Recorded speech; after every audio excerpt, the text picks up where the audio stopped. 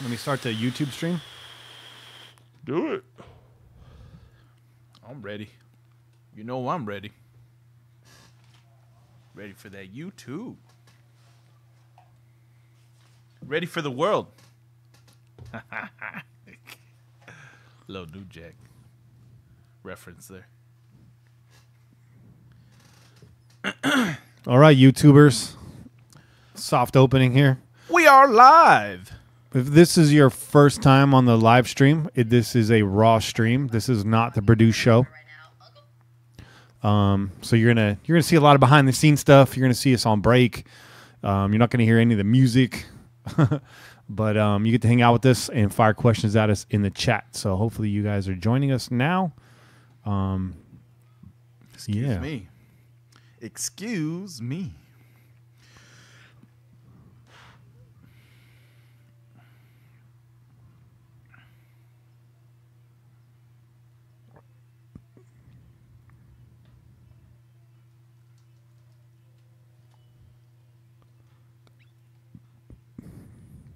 Just kind of getting some stuff set up here.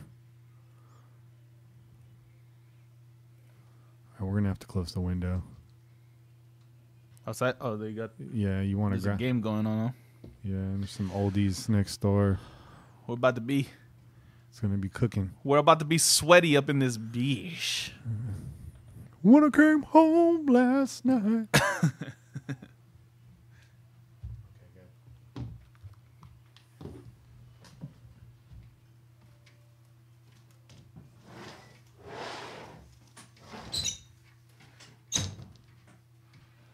Woo!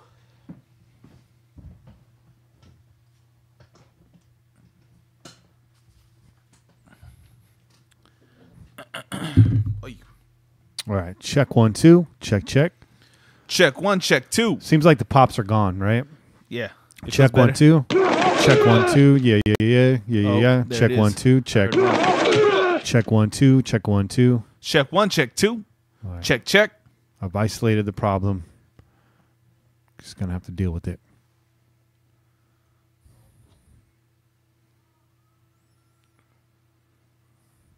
Cheers, everybody, if you're joining us. You ready to get into it? Let's do this. Let's do it, man. All right.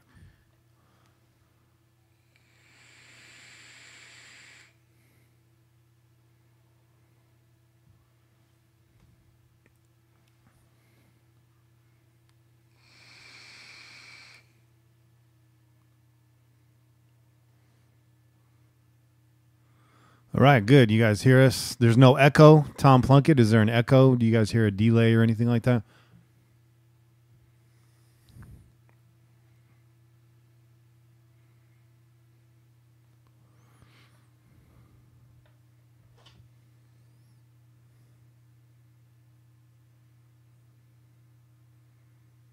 D-Man says the chat's disabled, but we got folks in the chat.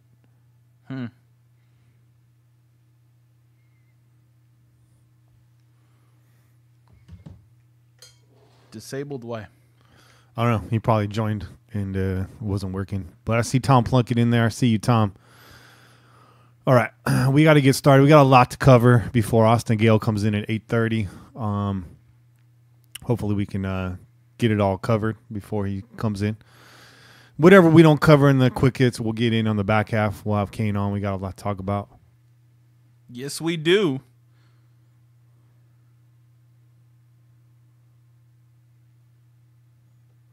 And hopefully you guys can give us your feedback on the chat. We could try to include that in the second half as well.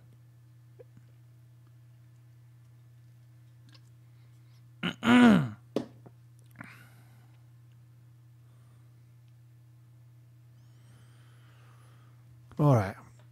Tweet. There you are, D-Man. Welcome, guys. Tom has the same tee I'm wearing. Of course you do. It's a black tee with the Raider shield on it. It's mandatory. Mandatory. Mando. It's a must that I bust. It's a must. All right. So we'd like to hang out with you guys on YouTube for a while before we get started, but we can't. We're going to get started. We got to get this going. Get the show on the road. Don't worry, there'll be plenty of time in between the segments, fellas and ladies.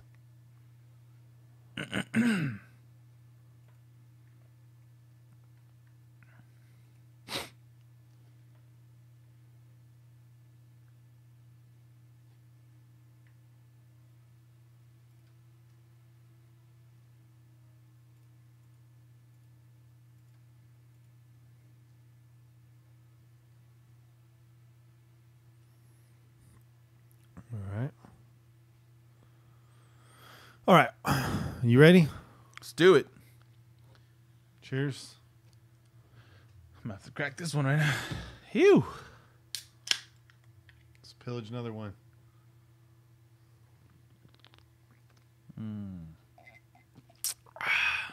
Peanut butter milk stout in a can. If you don't know, now you know. Colton Miller talk, let her rip. Yeah, we're going to talk about Colton Miller. We'll be talking about Colton Miller with Kane. We got some burger talk, Colton Miller related burger talk. Burger talk? Yeah. You say In-N-Out was average.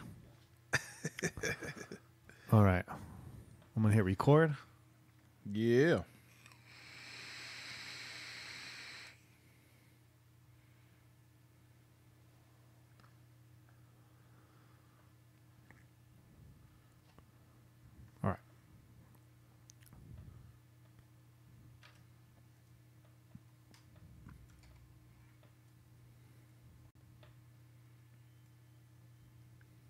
Check 1 2. Check 1 2.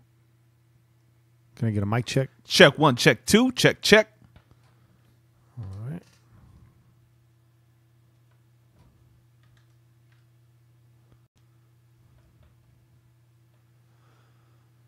You're listening to the Pillaging Podcast, companion podcast to PillagingJustForFun.com. That's PJ4F.com, the only Raider fan site made by Raider fans for Raider fans. Tune in every week wherever podcasts are found. Call in and leave a message to be played on air at 408-909-PJFF. This episode brought to you by Creative Media Design Studio. Check them out at CreativeMediaMonterey.com. Yo, it's time to pillage another podcast. I'm your host, Kenny Stapler. What's good, Che? Oh! The draft is over, my friends. The draft is over. The draft is over, and we are here to recap that draft. Could use a nice draft in the studio right now. Yeah, it's a little warm in here. It is very warm in here. Get a little bit sweaty up in here. Sweaty. It's getting a little sweaty up in here. Sweaty balls. So let's get right into it. We got a lot to cover. Last week, as you guys know, we covered round 1 of the NFL draft. It was day 1 of the NFL draft at that time. So now we're going to go back and wrap up day 2 and day 3. But first of all, quick hits. We got a couple other tidbits for you, too. So right off the bat. You the real MVP. Derek Johnson is in the building. Yes, he is. He's also 35 years old. And 13 seasons in. That's it. You know, he's actually been quite productive, and we're going to talk about his numbers when Austin Gale gets in here. But this seems kind of like some people are saying it's a leverage play to get Bowman back in the building. Mm-hmm. I don't think it is. I think they're looking for a vet linebacker. I'm now having the gut feeling that Bowman's not coming back, and maybe Derek Johnson is more of a plan B than it is a leverage play. Right. So what? I mean, would you be happy about bringing Derek Johnson in on this team? I mean, like you said, he's been very productive. He's had 13 seasons under his belt. He's 35. Obviously, we'd like him to be younger. Yeah. But if he could come in and be productive still at the age of 35, then it's all good, man. You know, I think everybody was hoping that Bowman would come back, and maybe that's still a possibility. Mm-hmm. We liked his veteran leadership, but if you can get another veteran to provide that for you, that's also a decent linebacker, then I think that's a plus for us, man. I would say so. Bruce Irvin ranked 85 in the top 100 in the NFL. Yes, he was. Yes, he was. He didn't rank last season, man. He didn't, but he's got some stats. Yes, he does. Yeah, I got some stats for you, okay? How about 22 sacks over 4 seasons? Okay. Okay, how about 14 tackles for loss in 2017? Okay, that's last season. Take that. Okay, and how about leading the league with 10 forced fumbles over the last 2 seasons? And quite a bit of those came in 2016, to be fair. Yeah, but he still got in there, man. He still got in there. He was still ripping. It's productivity. That's it, man. That's what we like to see. So salute to you, Bruce Irvin, quickly becoming one of my favorite Raiders. Definitely got that Raider mentality. Oh yeah, not afraid to let it show on Twitter. So we love you, Bruce. On top of that, too, I like what he said about the young guy coming in, about Key coming in and taking him under his wing, trying to show him the ropes and keep him out of trouble and show him the right path. I like that. I like that. So Josh right now is in the YouTube chat. He says he wouldn't mind Derek on a vet minimum, and I'd say that's probably about the going rate right now for somebody like Derek. Maybe slightly above, but definitely not going to overpay for a player that's 35 years old. So and that was released, yeah. Right? They just basically said we're not going to resign you. So they took Reggie's son, and we're going to take Derek. Yeah, apparently. Well, we'll see. He's in the building today, so if they get a deal done, I'm sure we'll hear something about that tomorrow. So let's recap day 2 and 3. We're going to do it kind of quickly. We're going to be touching on this stuff again with Austin Gale. We're going to be touching on some of it also in the second half of the show. Yes, sir. I don't know. We're recording right now. We're experiencing some pops and stuff. I got a new sound interface. I don't know if that's the reason why. But if you're listening on the playback and the pops are still there, I do apologize. Yes. I know we had some last week. We're going to get those worked out. Just bear with us. As you know, we are standard bearer of podcast quality in Raider Nation, so we won't stand for that much longer. But there's not much we can do right now. We're up against the time limit, so we're going to let that run, and please bear with us. Do not attempt to adjust your radio. No. We have taken over. So first off, round 2, Raiders drafted a small school standout from Sam Houston State, P.J. Hall. Yes. Tallied 14 block kicks in his collegiate career. That's pretty astounding. Pretty good. Pretty good, man. Racked up 60 tackles, 19 of which were for a loss, and 6 pass breakups, 6 sacks, and 4 blocked kicks in his last year. Yeah.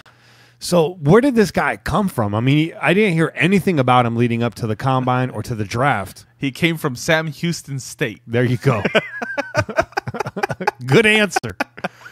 Very good answer. Yeah, so P.J. Hall is a guy that I hadn't heard about, but am now quickly excited about. Yeah. He's going to be great in rotation. I don't know. I mean, he'll battle for a starting spot on that line, but with Maurice Hurst now in the fold, which we'll get to, we're probably going to get to in some detail with all the stories that came out this week and, further criticism of his heart condition. But P.J. Hall, definitely going to be nice in rotation, having a fresh body in there. Incredible strength on this kid. Yeah. They call, what's his name? They call, what's his name? The muscle hamster. Is that dang? What's that? What's his name? I don't know. His name? I'm trying to blank right now. Muscle hamsters. We just got him right. Yeah, from Tampa Bay. That's it. Doug Martin. There you go. Yeah, so Doug Martin. Sorry. PJ Hall might be stealing that nickname away. Short guy. Yeah, he's what, 6'1"? He's about 6'1", right? Very stout. Yes, very stout. He's got that very low to the ground, powerful build. Yeah, and that's what everybody says, man. The dude's freakishly strong. He's got great press, is what you wouldn't expect for his size as far as his arm length and that kind of stuff. But he's got great press, great ability to shed blocks. So, and the thing about him being built low to the ground is that's good for a defensive lineman. You got low leverage coming up underneath these taller offensive linemen. If you've ever wrestled, and you wrestle a shorter guy, you might think, I got this. And they get up inside of you pretty quick. And then you don't got this. Then you don't got this. Then you got yourself lifted in the air.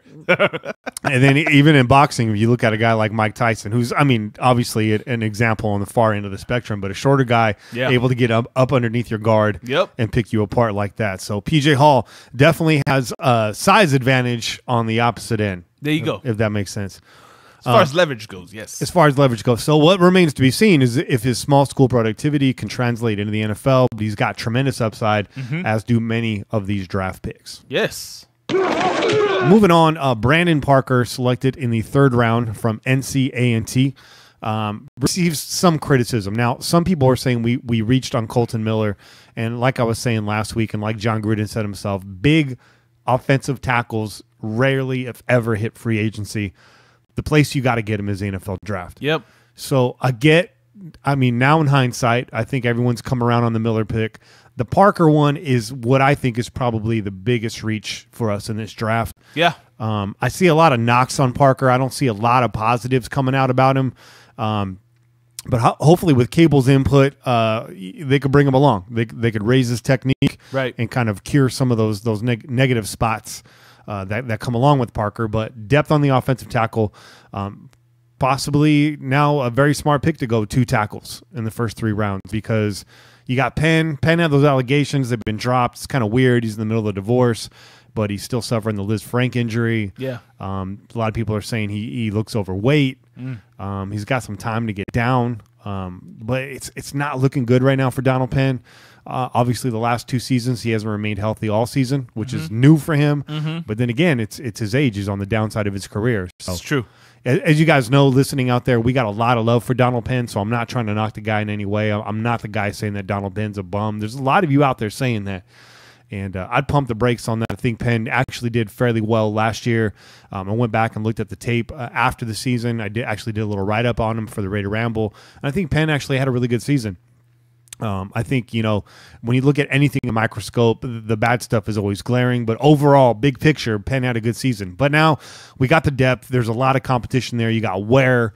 Alexander now popped for 4 games. But, if he's retained, you got him competing. You got, obviously, Sharp competing.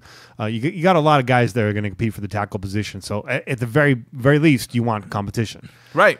Like I said on Twitter early in the week, meat cooks quicker under pressure, and the cream always rises to the top. This is true. And I think we've brought in 35-plus players now in this offseason. To do exactly that, man. Yeah. To do exactly that. So there's a lot to choose from.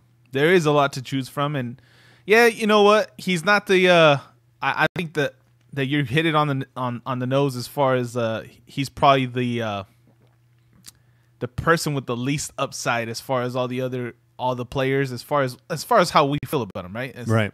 The criticism, taking him where we took him, and him coming from a small school and not really even being rated or ranked in the top offensive lineman. Yep.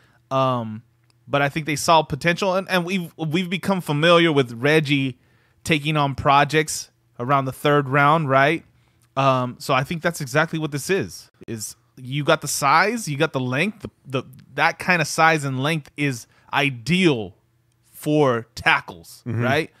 Now let's see if we can make something out of you. Yeah. Let's go, Parker. Yep. Let's go. Raiders moved back in the 3rd round, another trade, and they picked up Arden Key out of LSU, defensive end. Yes, they did. Another guy that was rated very high, fell on draft boards basically due to his personality, some off-the-field issues. Where's 99? Yes, he does. Is this ringing a bell? Yeah. Irvin, I think, tweeted out today that, or he made a comment today, maybe it was an interview that... It was an interview. Okay, yeah. that Key reminds him of Alden Smith. Yes. Which is good and bad, right? I mean, taken out of context, we don't know what he's talking about. We assume he's talking about his talent. Play. He's talking about his play. So he was talking about the length, his length. I think he's 6'6", so he's a big lanky guy, right? Yep. Alden Smith was a big lanky edge rusher as well, so he's very athletic. I think they said that he put on a little bit of weight, and Gruden made the comment that might have hindered him this past season. Okay. Maybe trying a little bit something different about bulking up. Yeah. So I don't know if Gruden has plans to get him to drop some weight, pick up the speed or something like that. But yeah, and like I said, Irvin said he wants to take him under his wing, and he wants to show him, how to go about it the right way. So that sounds good to me, man. Let's encompass this guy with good positive influences. Get him to stay in the straight and narrow and just be the freak that he was in 2016. Exactly. I'm glad you touched on that. So Key, he's a hybrid end linebacker. Another guy like Khalil Mack, like Alden Smith, excels in pass rush, struggles a bit in pass coverage, which tells me he's going to be playing with his hand in the dirt mostly. Racked up 12 sacks in his sophomore year before slumping as a junior. In that sophomore year, he netted 56 stops, 19 tackles for loss, and 3 forced fumbles. Terrific inside jab move, superior upper body movement, giving opposing linemen problems. The guy's an athletic stud. Great bend, great lean on the edge. Again, impactful pass rusher at the pro level. Personal discipline is the issue and the main reason why he fell in the draft. 1 year ago, he was arguably a top 10 talent. Shoulder surgery, finger injury, and again, off-field issues contributed to his fall from grace amongst NFL draft scouts. This is a gamble. Tremendous upside. Tremendous upside. And I think that's the key word with all of our draft picks. Tremendous upside. Yep. I'm seeing a theme starting to emerge here. Next up in the 4th round was Nick Nelson out of Wisconsin, selected with the 10th pick in the 4th round. Another example of Raiders getting tremendous value in mid to late rounds. Nelson played for Wisconsin after transferring from Hawaii. So in Hawaii, he played at a really high level. Now, I think the Rainbow Warriors is their team name. I don't know. I don't think it's there. It is. Is it Rainbow Warriors? Look it up. I don't know about that one. The good news is when he transferred into the Big Ten, his productivity stayed the same. It did not drop off. 23 pass breakups in his only year playing with the Badgers. He was named first team All Big Ten after the regular season after being credited with 35 tackles, a block kicked, and served as the team's punt returner. Again, another theme, versatility. John Gruden values players that can come in and make an impact on offense or defense, but also play special teams. And again, as a rookie, especially as a mid to late rounder, that's where you're going to make your hay. That's where you're going to find your roster spot is on special teams and work your way up. So I really like the Nelson pick. Even after some good corners passed us by in earlier rounds, we come up in the 4th round with a guy that looks like he can make an impact and at least challenge for that nickelback spot at the very least. Right. Make special teams. So he's a press corner, which is what we're going to be playing this year. A lot of man and that Paul Gunther scheme. Exceptional work ethic. Again, another trend amongst this year's draft class. John Gruden said at the Combine they're going to put a little Raider sticker next to guys that show the right attitude and the right kind of work ethic. And I think this is what that pick came down to. Nelson had that sticker next to his name. He was there on the board, filled the need. We snatched him up. I like it. Again, experience as a punt returner, which is great because we struggled there last year. However, his hands are a bit suspect. He failed to snag a single interception during his college career, but those 23 pass breakups in one season, that's no slouch.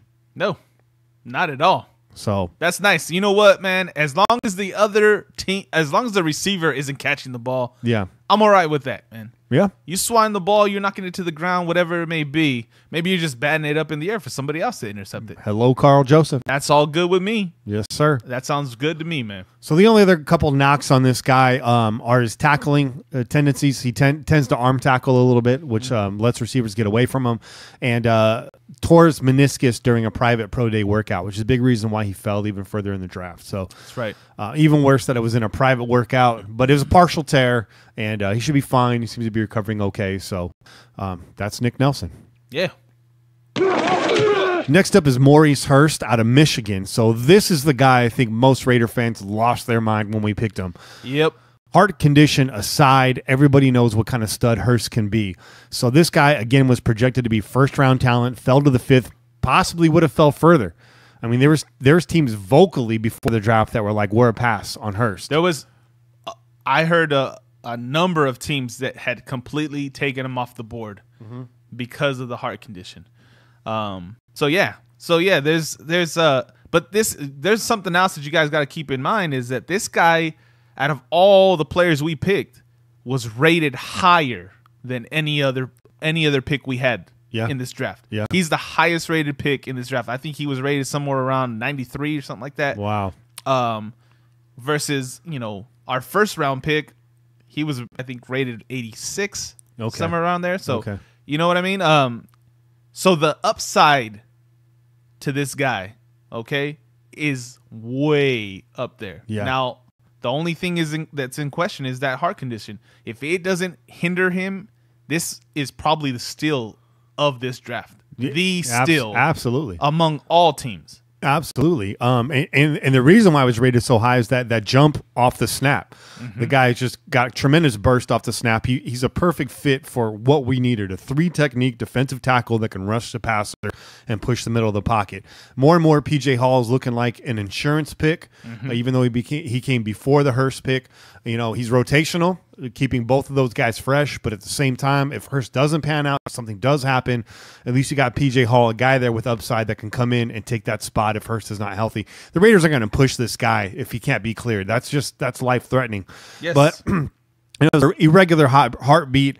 This could be tremendously dangerous, or it could just be like an anomaly. A lot of people live with that condition, play sports with that condition, do a lot of things with that type of condition, and it's going to continue to be monitored. But as of right now, he's been cleared by Harvard doctors, and if they're clearing him and the Raider staff is clearing him and they've done their due diligence like they've said on other players in the past and it's come out clear, I'm with it.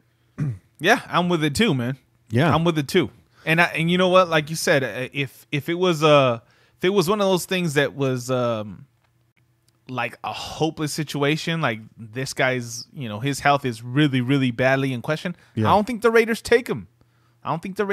No. No.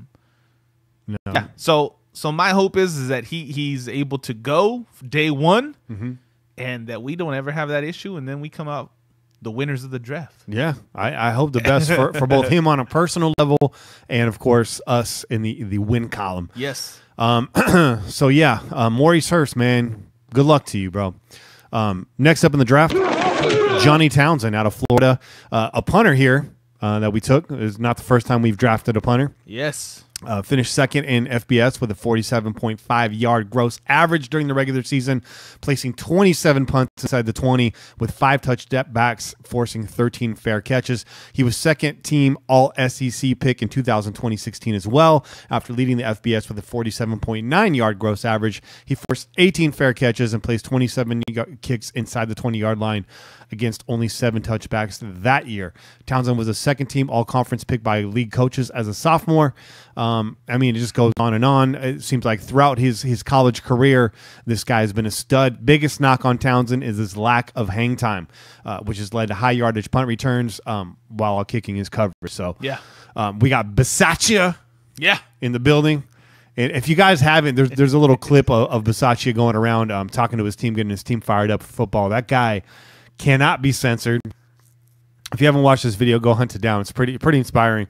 But he's a hard-nosed dude, considered, by many as an elite special teams coach. Obviously, he's worked with John Gruden before. I believe he was on that Super Bowl-winning Tampa staff. So if anybody can work on this, it's Bisaccia, So along with him, we picked up their kicker as well, kind of as a tandem there.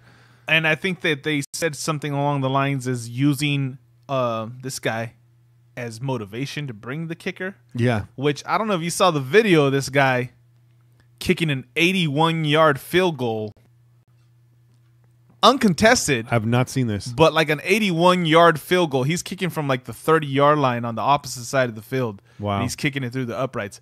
Bye, Giorgio. Yeah, but, I mean, the camera angle, maybe you could question that. It's from his side of the field. Wow. But looked like it got through to me. So if this guy has the boot, the strength to kick an 81-yard field goal, I really want to see what he can do. Absolutely. In the silver and black. And I think also he had like a 93% accuracy rating or something like that. So, so that's a good 1-2 combo there on special teams. Again, filling holes, filling needs. Yes. Doing great, doing good. How are you? Fantastic. Next up is Azim Victor. This is a guy really I know nothing about out of Washington. Victor, apparently a physical hitter, shows an ability to thump tight ends and drop back into space. He's a long shot to make the starting roster, but adds more competition and depth to a linebacking crew that was often injured and inconsistent in the past year and more. Heavy hitter who could become the late round value pick that Gunther is known for developing. So Gunther is he actually went on record saying that he'd rather take value linebackers in the back half of the draft and plug them into a scheme and set them up for success. So I don't know much about Victor, but it's a late round pick. Again, adds more bodies to that linebacking crew, competition, so on, so forth. That's it, man. Like you said, you want the cream to rise to the top. You got to put something in there to cook it all up. Get that going, man. You want to get that going. Cook it with grease. Yeah. Next up, and lastly, Raiders selected Oklahoma State wide receiver Marcel Aitman with their final pick in the NFL draft. Not a speedster, but the dude is 6'4", pairs very well with Martavis Bryant, who's also, I believe, 6'4", 6'3". Yeah. But with speed, Bryant with speed. Yeah. 4.4. He's running a 4.4, people. So this guy, he's a replacement to Jones. He's the big body red zone target that we've been lacking on this offense, both him and Bryant.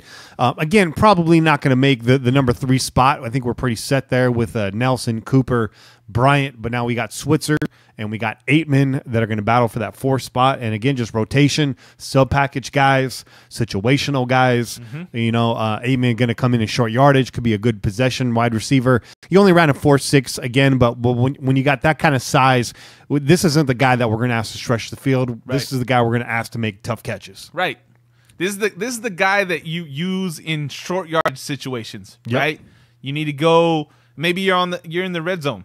Right, and you need to go high. You want to go throw something over the shoulder of the cornerback. This guy's going to go up and grab that ball. Yeah, so that's good. We've had receivers like that in the past. That ain't the fastest guy, but they can make those catches. So that I like it. And we need a change from the other guys that we have on the squad besides our starters, right? So, yes, yeah. Absolutely. And Switzer is going to be big on special teams, man. He's well known for returning kicks. So I like that too.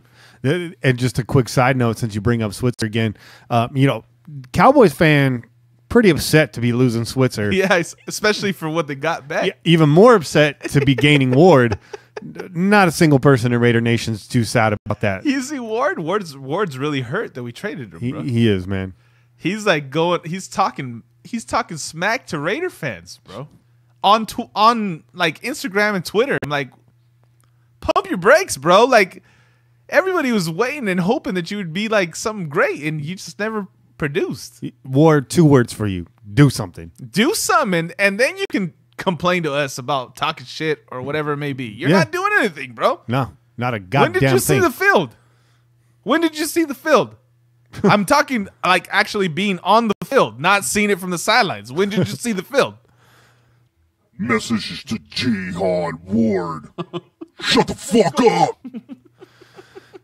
I don't know who that was. But back to Aitman really quick. Like Satan. 6'4", add size and strength to an already improved wide receiver roster or core. Using size and strong hands, he earned second team all Big 12 honors, caught 59 passes for 1,156 yards and 8 touchdowns. Fits into a West Coast offense as a pro. You know, big knock on him, I guess, is his speed, and then the conference he played in, kind of weak secondaries. But, hey, size, physicality, we need that. Yeah. Bring that. Bring it. We like it. Oh, yeah. You like that? You like it. We did it, man. We 25 minutes. We covered all of that. We covered all the picks. We did. We didn't go too in depth, but don't you worry. We got your boy Austin Gale coming on, and I'm sure he's going to get real detailed about certain guys, man. Perfect segue, Che. Yeah, hell yeah. At that, it's time to take a break. It's time. All right, we'll take a short break. We're coming back with Austin Gale. Don't go anywhere. We out here. Peace. Those of you on YouTube, are you guys hearing these pops at all? Are you guys hearing these pops in the audio?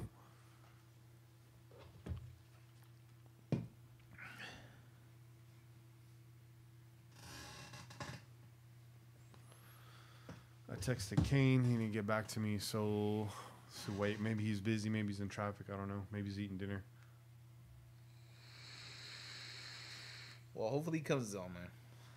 We don't want to have another one of those episodes where we're sitting here waiting. Wait for it, Honky. We're going to bring up food in the Kane segment. You should already know that already, Doughboy. I seen your gut, too. I seen your gut, bro. Raider Mike making a Martavis Bryant vid. Good, man. Those of you that are in the YouTube chat right now, make sure you follow or subscribe to Raider Mike. His hype videos are pretty sick. Make sure you go subscribe right now. Right now is a good time to do that. Right now. We tweeted out a few of his videos already. So if you guys are following us on Twitter, you would have seen them there. Those are from Raider Mike himself. By the way, Honky, I'm a 6 foot, a svelte 180 right now. Trying to get back down to 165, 170. I like it. Svelte. Svelte. All right, there's a text. So my old podcasting group getting at me right now. They want to talk about white Kanye. I don't know if you guys have seen that picture. It is Damn. Kanye West looking an awfully lot like Sammy Sosa. Oh, man. You know what, man? That fucking guy, he lost his goddamn mind, man. Sammy Sosa looked like the fucking Joker. He lost his goddamn mind, too. But I'm talking specifically about Kanye. He lost his goddamn mind. Oh, a long time ago. I don't even know if he had it to begin with. But let me go back and listen to some of the playback and see if these pops are getting recorded. That's Nick Nelson. Yeah. Next up is Maurice Hurst out of Michigan. So this is the guy I think most Raider fans. Maybe it's just in the playback here then. I don't know. Maybe, but I don't remember hearing any pops, bro. Okay, good. I can say that from hearing it all.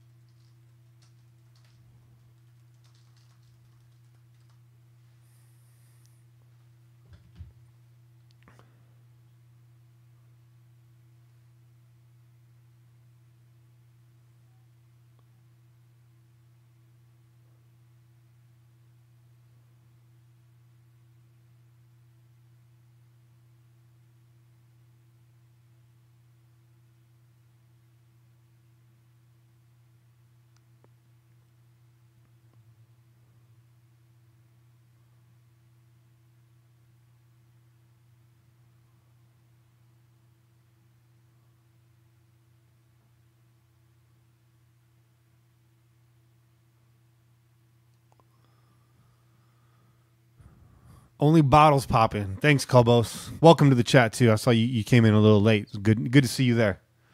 Cobos, one of our anchors here in the chat every week. I see a couple new faces.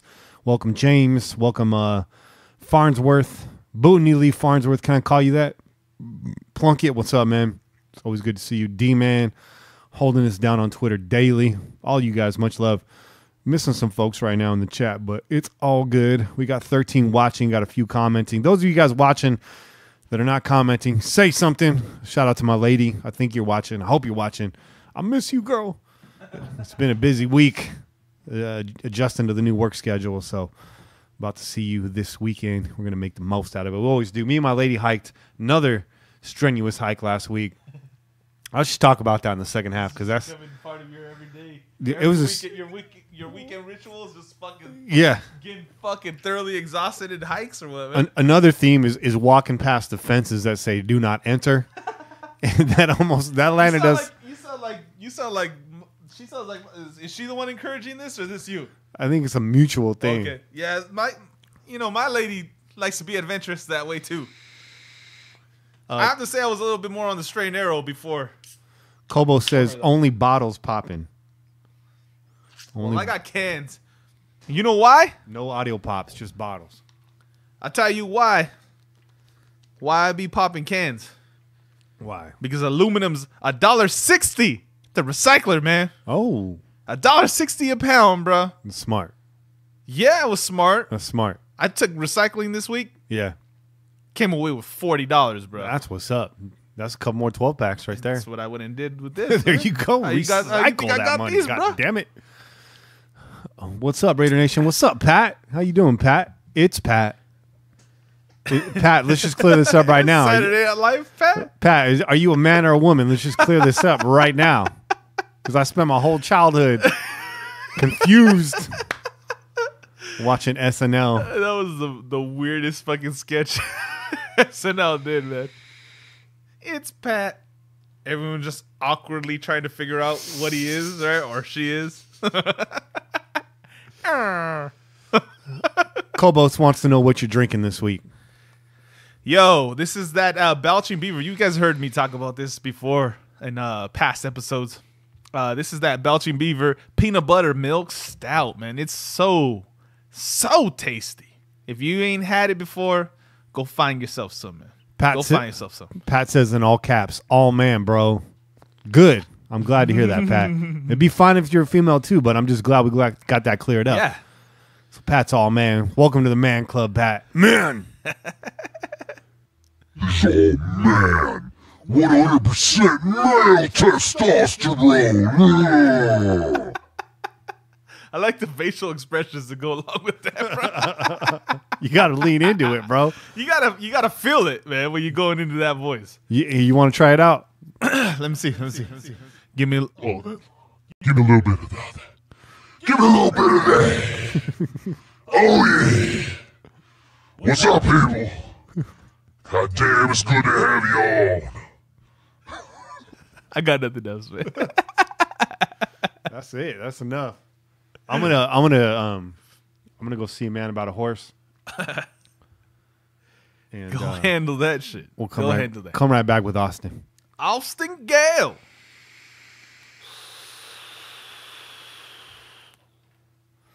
Let me see. Real quick, how many of y'all already listened to the episode we did with Austin Gale? What was that? How many episodes? This is about 5? Yeah, it's about a month and a half. About a month ago? Month and a half, something like that? I'll jump in the captain's chair for a split second while Kenny's handling his business.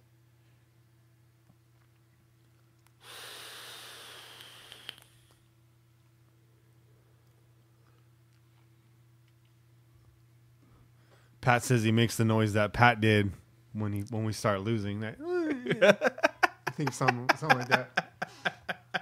It was, right? Like, Oh shit! is that your car? Someone trying to break in your car? Somebody to get the fuck up. Nah, my my car don't got no alarm, bro. Ain't no one trying to steal that shit. It's beat up, bro. Hold on, y'all. Let me jump in this chair. Let me see what you guys are saying.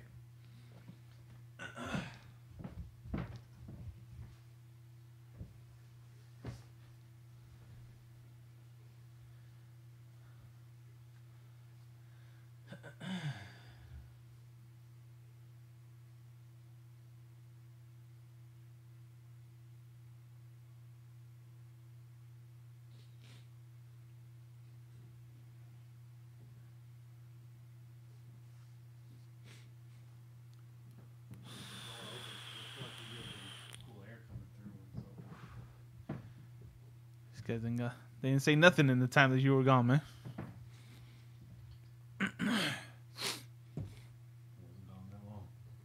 You weren't. You handled it pretty quick. But I thought there was going to be some response to some of the other stuff. Doesn't appear, though. Doesn't appear that way. Let me get out. All right, look. You done stretching? You still stretching? You stretch? Stretch. Stretch it all out.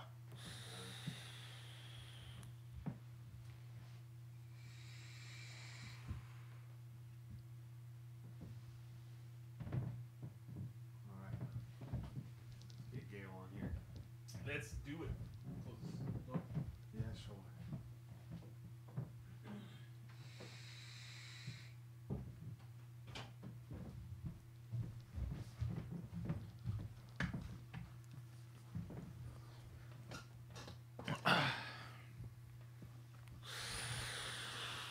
Yeah, the pops seem to go away when I'm not recording, but they're saying they're not hearing on the YouTube, so I'll check the playback when it's all done. Yeah. Later on. No, I've been doing both. I've been listening to the playback of the live feed, and then I've been watching, and then I would listen to it on the actual podcast. Okay. So I didn't notice anything, man. I didn't notice anything. That's good. The only thing I noticed was that the first day that we went live was the echo. All right. But we got that corrected.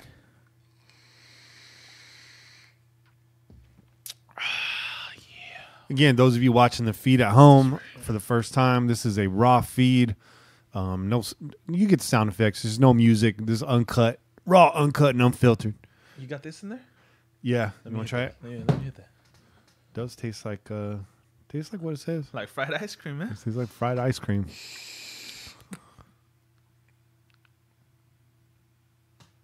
That's that freaking $30 bottle I got caught with in San Jose. That's the one you had to just jump in there and you're like, I got to go all in. Yeah. It's pretty good.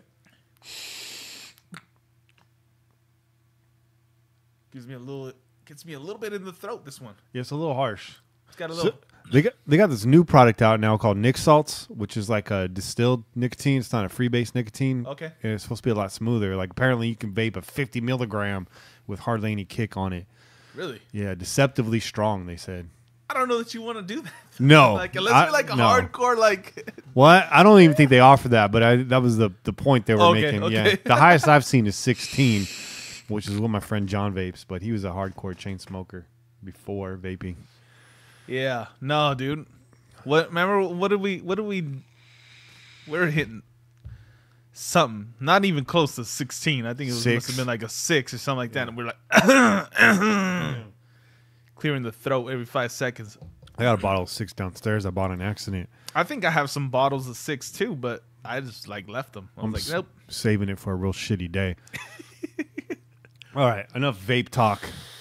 Let's get Austin on here. Let's get him prepped, and then we'll get into it. Let's do it.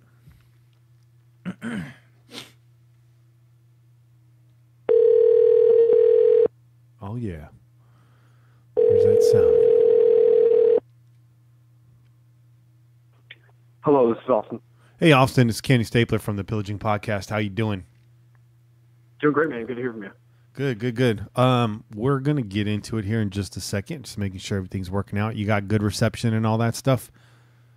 Yeah, I'm set. All right, cool. I got a bunch of questions for you. So hold on one second. My MacBook wants to install updates. We are not going to do that. How you doing, Austin? This is Che here, man. Good to have you back, man. Glad you're joining us again, especially after the draft. Yeah, I appreciate you guys bringing me on. Absolutely. So I'm going to go ahead and push record here. You ready to get into it? Yep, let's do it. All right, let's do it. All right, and we're back, and joining us from PFF, Pro Football Focus, is Austin Gale. Austin, welcome to the show. Hey, thank you, man. That's a pleasure to be on. I should say welcome back to the show. Austin joined us about a month and a half ago, so on, somewhere around there. But we wanted to have him back on to help us break down these draft picks because he's one of the best in the business. And congratulations on being named PFF Analyst of the Year. Oh, yeah. You earned the title days after appearing on our show. Coincidence? I think not. So I just wanted to say you're welcome and congratulations. Thanks, man. I really appreciate it. But no, definitely a title that you deserve. Big fan of your work. I know Raider Nation's a big fan of your work as well. So let's get right into it. I was going through your Twitter timeline a couple days ago, and you noted that the Raiders went with a gambling approach to the draft. What does your gut instinct tell you about this year's draft class? Are you high on it? Are you in the middle? Are you waiting to see?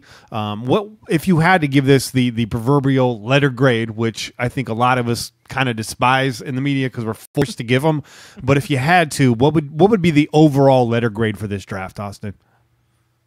Yeah, I mean, that's a great question. The initial reaction, the kind of gut reaction to the draft is, upside. It's a lot of projects, a lot of guys that have low floors, high ceilings that could be this great player that, they have all the potential to be, but could also flop and be, out of the league in the next 2 to 3 years. You look at Maurice Hurst and his heart condition that, you're not sure how long he can play in this league. Arden Key has had issues off the field. He's had issues conveying the football.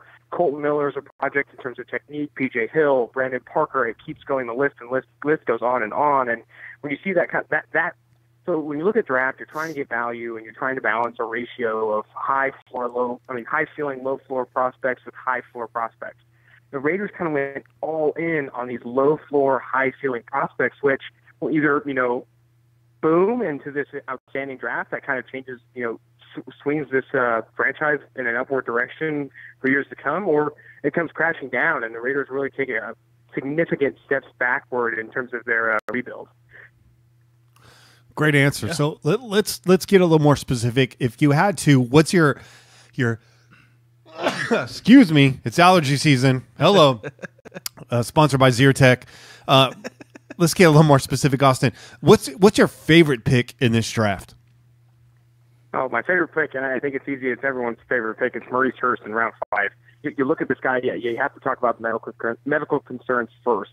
He has that heart condition, but when you look at a 5th round pick, if this guy comes out and plays his rookie year and plays at an outstanding level, plays as a starter and really changes the game, and then is not able, even if he's not able to play beyond that season, as a 5th round pick, he's already exceeded expectations and added significant value to this franchise. Most 5th round picks and beyond have struggled. Look at Ben Heaney, Near Ball, Max Ballas. Those guys, a lot of these guys don't pan out and ever really produce at a high level for you. So when he's able to slip into the 5th round and you're able to get a guy that has the potential to be an 8-10 year starter and one of the better interior defenders in the league, you take that gamble, even if he's only able to play 1 year for you, 2 years for you, because it just starts to make sense when you get into that 5th round. It was significant value and honestly saved the Raiders draft. Yeah, absolutely. I think there's a lot of question marks in people's heads. And then when we picked Hurst, it was like, there it is. That's the need we wanted to fill. That's the guy we wanted. A lot of disbelief that he fell that far, but also, again, very logical as to why he fell that far. The Raiders aren't scared off by the pick. I know a lot of teams were, but he's been cleared. Hope the best for the guy. And like you said, if this guy can stay healthy, I feel like he's all boom, no bust. Yep. So I guess on the other side of that, who is your least favorite pick in this draft? Who is the biggest reach, or maybe even possibly the guy that doesn't make the roster? But I guess your gut feeling, who's your least favorite player in this draft? So I think there are 2 picks, possibly even 3, that face significant criticisms, and all 3 of them are in the first 3 picks. Colton Miller at 15 overall, they leave significant value on the board, and possibly one of the best defensive player in this draft is Derwin James. Right on the board, and he goes to a division rival 2 picks later. You have to think, just based on value, that they might have missed there. They might have missed there and reached for me. And you go in the third round pick, their first 3rd round pick, and that's the first pick of the 3rd round. The first pick of the 3rd round. So a pick removed from the 2nd round, and they select Brandon Parker out of North Carolina A&T, a guy that has, when facing FBS competition, has significantly struggled, earned a sub 40.0 overall grade in the Senior Bowl, allowed 7 total pressures in one-on-ones, 6 total pressures in the game itself, has just notably struggled in that Senior Bowl performance against higher level competition. This is a guy that PFF didn't even have on their top 250 board. Think about that. This is not something that we miss on. We grade the entire Senior Bowl and leave him off the board. Wow. It's a guy that is such a significant project, even more so than Colton Miller, who went against FBS competition, had success, but even more so than Colton Miller in that he hasn't played at a high level, against higher competition, and when he did, he struggled significantly. Yes, he's got the size. Yes, he's got the speed, but at a certain point, how many Jermaine Effettis are you going to give Tom Cable? How many? You just can't keep doing it. And when he's the first pick of the 3rd round, and you got a guy like Isaiah Oliver slipping that low, you have a lot of valuable players slipping into that top end of the 3rd round. I just don't see the value in that pick. I think the P.J. Hall and compared to Colton Miller and the Brandon Parker pick isn't as big of a reach, but at that same time, there's other guys on the board in the 2nd round that aren't as big of projects, have higher floors, and when you've already selected a guy like Colton Miller that has a very good chance to being a Tony Mandarich in this league, you'd have to think you complement that pick with a high floor guy like Harold Landry. The guy that was high on everybody's board, and that's who the Titans end up picking when they traded back with them. You just have to there are a lot of head scratchers in this draft, and those first 3 picks kind of stand out as the biggest ones. Yeah. So now John Gruden had mentioned regarding tackles of that size, outside of ability, that tackles at that size are really hard to get in free agency. Does that soften this pick a little bit for you? Does that make it a little bit more easier to swallow, or is this still a reach at the end of the day? I'm just not sure if I'm totally on board with tackles of that size. Tackles, just because they're big means they're good. Right. We've seen time and time again that smaller offensive tackles have had success, and if you guys want a big offensive tackle to take a project on, they did so in the 7th round out of LSU for Darrell Alexander, and he played well in a reserve role at times. Yes, he struggled, but that's when you take, a flyer on a big, versatile offensive lineman that has upside. Not in the 2nd round, not with the first, or not in the first round at 15 overall with Derwin James on the board, and not with the first pick in the 3rd round when there's Jamarco Jones at Ohio State, Brian O'Neill out of Pittsburgh, other guys that have proved to have way more success against FBS competition on the board. Right. So now, considering the Raiders' situation at the tackle position, especially with news coming out about Donald Payne, and I'm not talking about the allegations, just his overall health, his condition, the struggling right tackle spot over the last few years. I mean, what's the alternative here for the Oakland Raiders? They went out, they drafted these positions because they needed to. They were kind of forced into a desperate mode. But had they not, what's the alternative? Who do they bring in? Where do they find them? Do they go again, like you said, late round project, so it's not so much of a gamble, so they don't, they're not stuck with that, first round potential bust. If a seventh round guy busts, it's not as not critiqued as harshly as a first rounder or even a third rounder. What's the alternative there? So I think the alternatives lie in a lot of the other moves. They signed Bruno Giacomini at a much larger deal than I would have liked on a one-year deal. Right. And then a couple weeks later, Cameron Fleming, a swing tackle for the New England Patriots that started deep into the postseason and played at a very high level, signed for about $500K cheaper with the Cowboys to play backup. Wow. That's where you signed. You signed Fleming before you signed Giacomini, because if you had faith in Giacomini to start, you wouldn't have overdrafted two offensive tackles. You overpaid with Giacomini to just discredit how good he is and want to bench him for a rookie. I don't know. That's a head scratcher, in my opinion, just in free agency. And looking at this draft, if they really wanted to add significant value to tackle, maybe they do it when a generational talent, in my opinion, doesn't fall all the way down to 15. I mean, you hear that Reggie McKenzie was kind of banging on the table for Derwin James, and John Gruden was thinking otherwise.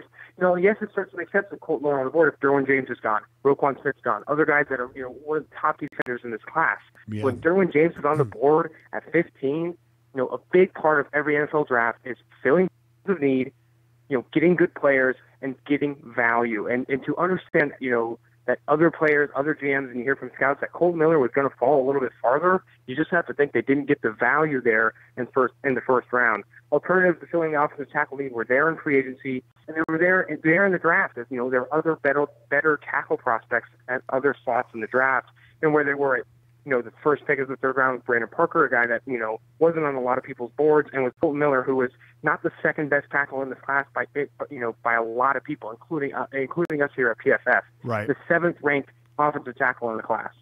Yes, it seemed kind of like a knee-jerk reaction to the Niners taking McGlinchey, who seemed to be the Raiders' pick at number 10 at that point. Had the Raiders picked McGlinchey at 10, would you have been happy with that, or is that still a reach? No, I think McGlinchey was the best tackle per Pro Football Focus, the best tackle in this class. Whether or not he's worth a first rounder starts to involve need. If you're a team that needs an offensive tackle in this class, I think it starts to make sense to bet your first rounder on the best one. The best one was Michael McGlinchey, and if you can get the best one in the first round, regardless of really where you're at, it makes sense. And I think that's why the Niners take him at 9. You had that rumor coming out from, I'm not sure if it was Raiders Beat or The Athletic, but the Raiders were actually looking to move up ahead of the 49ers because they caught wind that McGlinchey was going to go at 9. Wow. And then when he actually did go at 9, I think that's when John Gruden and Reggie McKenzie worked together to get that trade back. I think they were, Arizona kind of fleeced them a bit on terms of what they received in compensation. I know Mark Davis has commented on that as well. I think, but it was still good they traded back, because I know Gruden was thinking tackle no matter what, and I think McKenzie was smart to know that the value at 10 for Colt Miller is not good. So maybe moving back as far as they could if they indeed were going to go tackle no matter what. So in that trade, they end up getting Martavis Bryant. Does that sort of does that make it a little bit sweeter to you? I feel like they still should have got more out of that trade back, but that being said, does that make this deal any sweeter? So, with third round pick and you're able to turn that into Martavis Bryant, there's, the knee-jerk reaction for me is that, that's good. Martavis Bryant is a solid receiver. There's definitely a need wide receiver for the Raiders. But the guy's 26 years old, going on the last year of his contract, and, is going to demand big money. And would you rather have Martavis Bryant for that third round pick, or Michael Gallup out of Colorado State, Deshaun Hamilton out of Penn State? You start to think about these other guys they could have selected, guys that are going to be much cheaper, there for more than a year, on cheaper deals, and able to develop in an offense in a locker room that is in no need of any more headaches. And Martavis Bryant has proven to be such a headache in Pittsburgh. And Mike Tomlin even said, the Raiders were talking to him a lot, and they were really working this trade. And then when they offered him a third rounder, it turned into a no-brainer. When opposing teams are thinking this trade's a no-brainer, it's not good value for the other side. I think the Raiders used that extra third rounder as a free pick, able to move it for what they wanted. and I think they maybe even got fleeced on that trade as well, considering the other wide receivers available in that third round. Just when I was starting to feel good about this draft, Che. You know what, Gail? Austin, I have a question for you now. Do you think that the how should I put this? Do you think them taking Miller at 15 the way that we did is at least softened in any way by the fact that you had San Francisco take a tackle, we took a tackle at 15, and then you had New England taking a tackle later on in that first round. And then early on in the second round, there was a lot of offensive linemen that came off the board. Do you think that is, do you think that makes it a little bit, softens the blow a little bit as far as them reaching? Because it seems that a lot of teams had offensive linemen needs and on their board as far as going within the first two rounds. Definitely. I think it definitely softens the blow. But when you look at some of those other teams you mentioned, I think Isaiah Wynn in the back end of the first round, great value. Connor Williams at the top of the second, great value. Colton Miller at 15, not so much. Doo-doo. If the Raiders wanted to trade, if the Raiders traded back even further and then started to consider Colton Miller on the back end of that first, or even Connor Williams on the back end of that first, you're starting to see a very, very good value for that pick. Right. When you go at 15, Derwin James is on the board. Tremaine Edmonds, a 19-year-old linebacker that has all the tools to be successful. A project, if you'd like one. I know you guys are high on projects. A project, if you'd like one, there at 17. And the Bills even ended up trading up for him, so there's another trade down time if you wanted him. Right. I don't know. I think it softens the blow for sure. I know I'm sounding kind of like a Debbie Downer on this thing. There's just a lot of criticisms in this draft. But if I'm going to focus on the positive side, Colt Miller is extremely athletic. He had a career year last year at UCLA, playing on the blind side. He's solid in pass protection, proving he could do it at a high rate. And his run blocking, it's shown improvement throughout his career. It's something that he's improved steadily. Can his technique improve to a level where he can handle NFL edge defenders?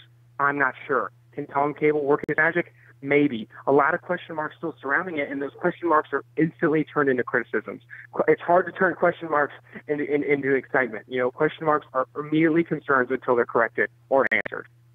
Good point. This is why you get paid the big money, Austin. Rolling around in that Phantom. I see you out there, Austin. Yeah. So let's move forward a little bit. Let's talk about undrafted free agent cornerback Jamarcus King. Tell us a little bit about this guy. Jamarcus King is a good corner. I think he played well. I was surprised he ended up slipping out of the draft. This is a guy that I think can play at a high level at South Carolina, and I think he provides depth at a position that the Raiders have struggled. However, when you start to look at how many corners they have on this roster that they're trying to get involved, Jamarcus King could slip out of the ranks. It's going to be hard for him to work in a roster spot. He's going to have to beat out, some of these other guys that have had playing time due to injuries. I'm not sure if he's able to fit into that roster, but like you have to point out, the competition in camp is going to be insane across the board because they've added so many players this offseason, so many different free agents. Traded for Ryan Switzer, traded for Martavis Bryant. That wide receiver battle is going to be insane. Cornerback is going to be insane with Sean Melvin, Garrett Conley, Nick Nelson. Now you bring in Jamarcus King. There's going to be a lot going on there, and it's going to be exciting. I think they make good decisions in bringing in a lot of players at position battles where there's not anything concrete. Other than Amari Cooper, the rest of that wide receiver depth chart is in flux. And other than really Rashawn Melvin and Garrett Conley, that number 3, number 4 role, which is so needed in this pass-happy league, is in flux. And those are going to be things that guys like Jamarcus King, Nick Nelson, and others are going to be able to work for. All right. I'm liking the competition kind of pretty much almost at every position on this team right now. Right. A lot of bodies in there. So explain the relationship between Pinheiro and Townsend. Townsend the punter, Pinheiro the kicker that we brought in. I think we know the answer to this question too. Is Pinheiro just a camp leg, or should Giorgio be concerned at this point? I think Giorgio better be ready. Because this kid can kick. This kid can kick, man. According to our special teams analyst, Gordon McGinnis, he was one of the only kickers that he thought, in addition to the Auburn kicker that was selected, that should have been drafted because he has that much talent. He was surprised to see him slip out of the draft. And I think the Raiders were smart. A sneaky good move in taking Townsend because they know they would have the advantage, the upper hand in bringing in Pinheiro, as that camp leg if he gets up as an undrafted free agent, because that connection is key. Townsend, I know, recruited him over to Oakland, and that's just such a good play. I think Tavecchio, he had a great week one, and he had some results early in the season. He rode that momentum through some missed kicks, honestly, through some missed extra points, because he had such a great week one and was stepping in for a legend. And I think that momentum and that he had a good nickname. You bring that all around, and people start to overlook some of his misses. And he wasn't super accurate down the stretch. And I think those inaccuracies and those inefficiencies, Pinheiro can really kill it in camp. It's hard for me to imagine that the Raiders aren't going to want to stick with this duo from Florida. Yeah, I didn't overlook a damn thing, Austin. Che is my witness. I was sweating bullets every time this guy lined up. I have zero faith in Giorgio, so bringing in Pinheiro, I really like this. Yeah. I have another question for you, Gail. Now, did you happen to check out the video of Pinheiro kicking this 80-yard field goal unofficially?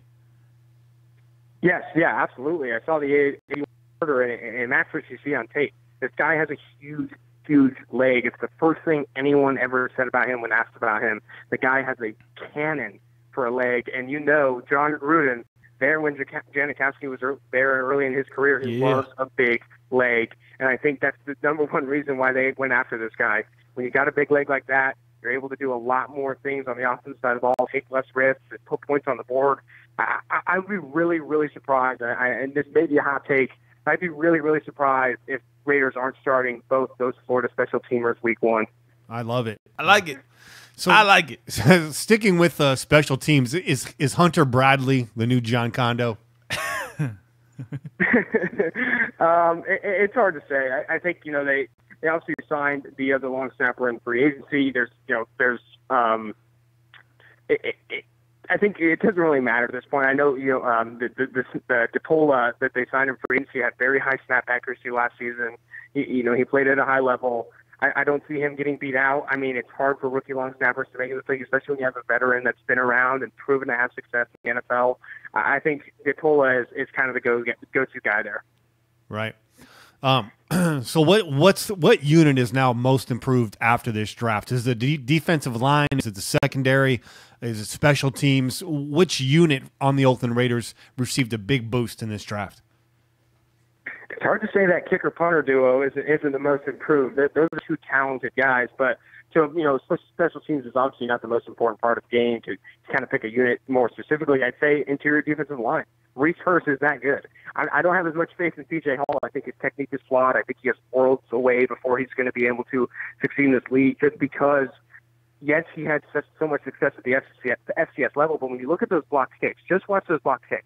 He's so much quicker off the ball. He's so much stronger, and he's so much faster than these future Uber drivers there at the FCS level, and just blowing through them. You rarely see him have to even have good leverage. You rarely see him even need to have good hand usage, and he was able to do it, because he was so strong, so explosive, such a freakish talent in terms of measurables.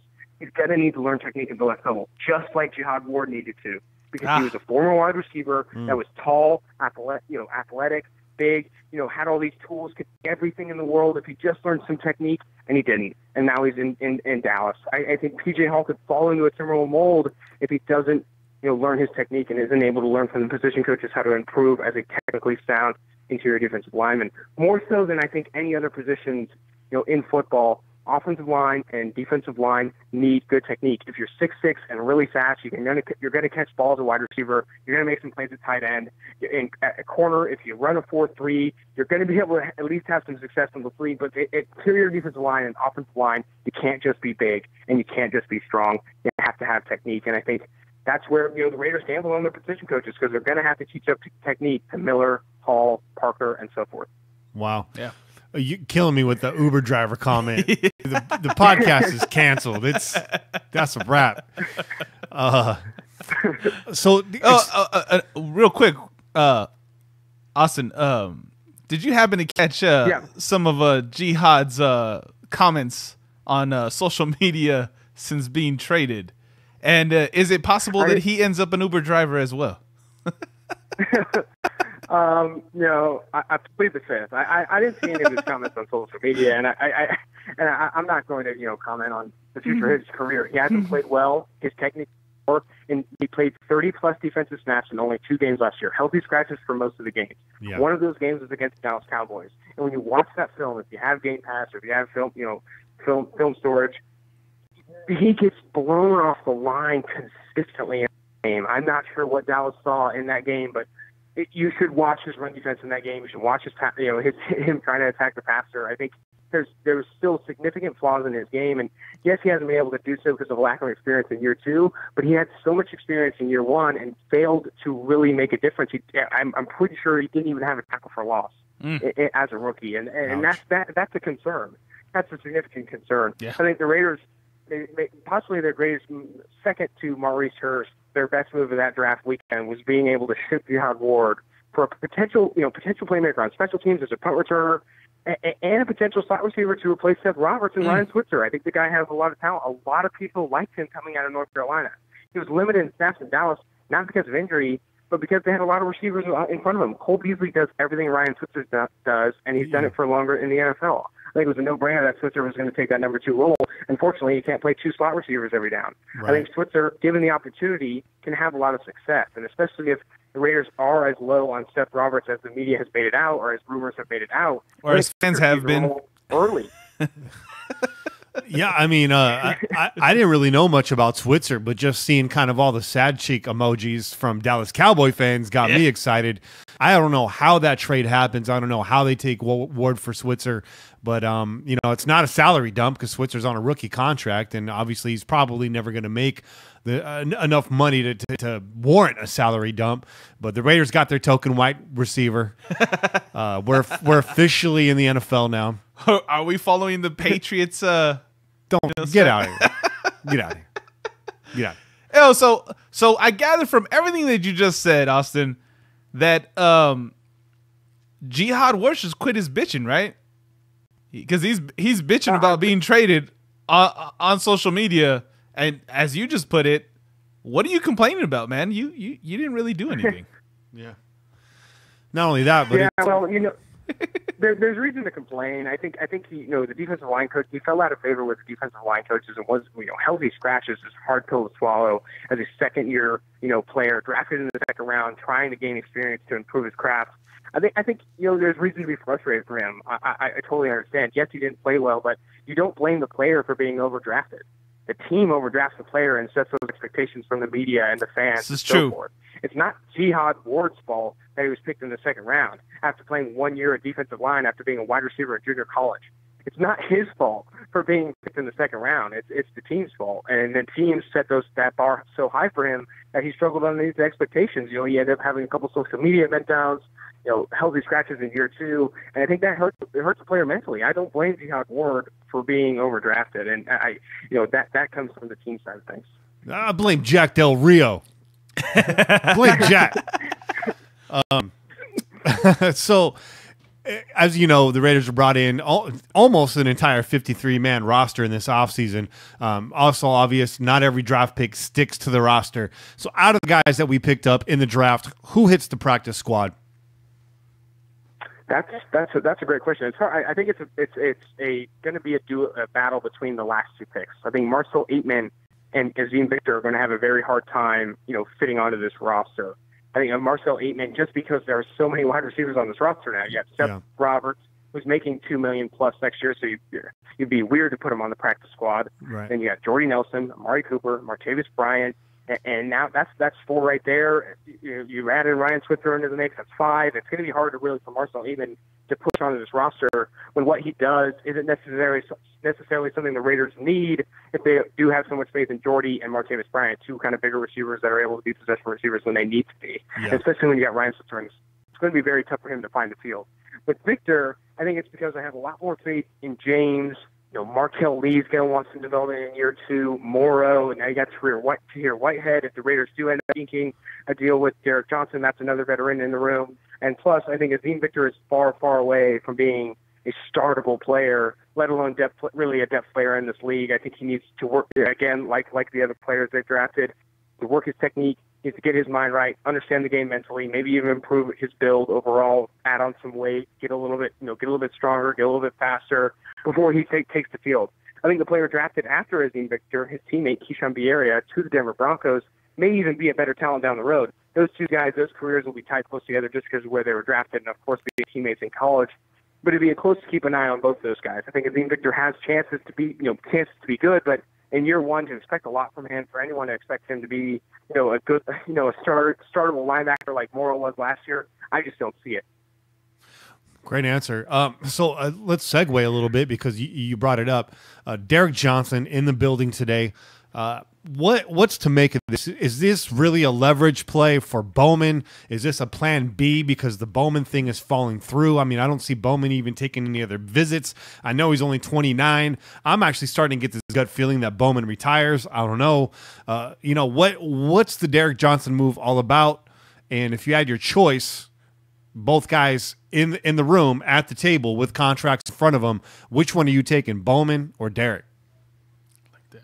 Yeah, that's a great question, and you're putting me in the crosshairs here for sure. With Derek, I think it's not so much a plan B, but more so to see what's out there. The Bowman deal hasn't stuck. They're obviously not being able to agree on a number they like, so they're going to have to look for something else because I know they want a veteran linebacker presence in that locker room. That's something they're going to need with such young guys, such inexperienced guys that have struggled. Corey James has struggled with injury. Nick Morrow is a year removed from playing in the Division III. Markel Lee didn't play well in coverage last year. Tahir Whitehead is in a totally new change of scenery. They're going to want a veteran in there that has been around the block a few times. That's definitely something Derek Johnson has done to come into that locker room. I think when you look at Derek Johnson, he's old. He's 35 years old, and he's been in this league forever, but he's played at a very, very consistent level, a consistently high level. Last year, he allowed 91 yards after catch. No other linebacker playing over 300 defensive snaps allowed less than 100.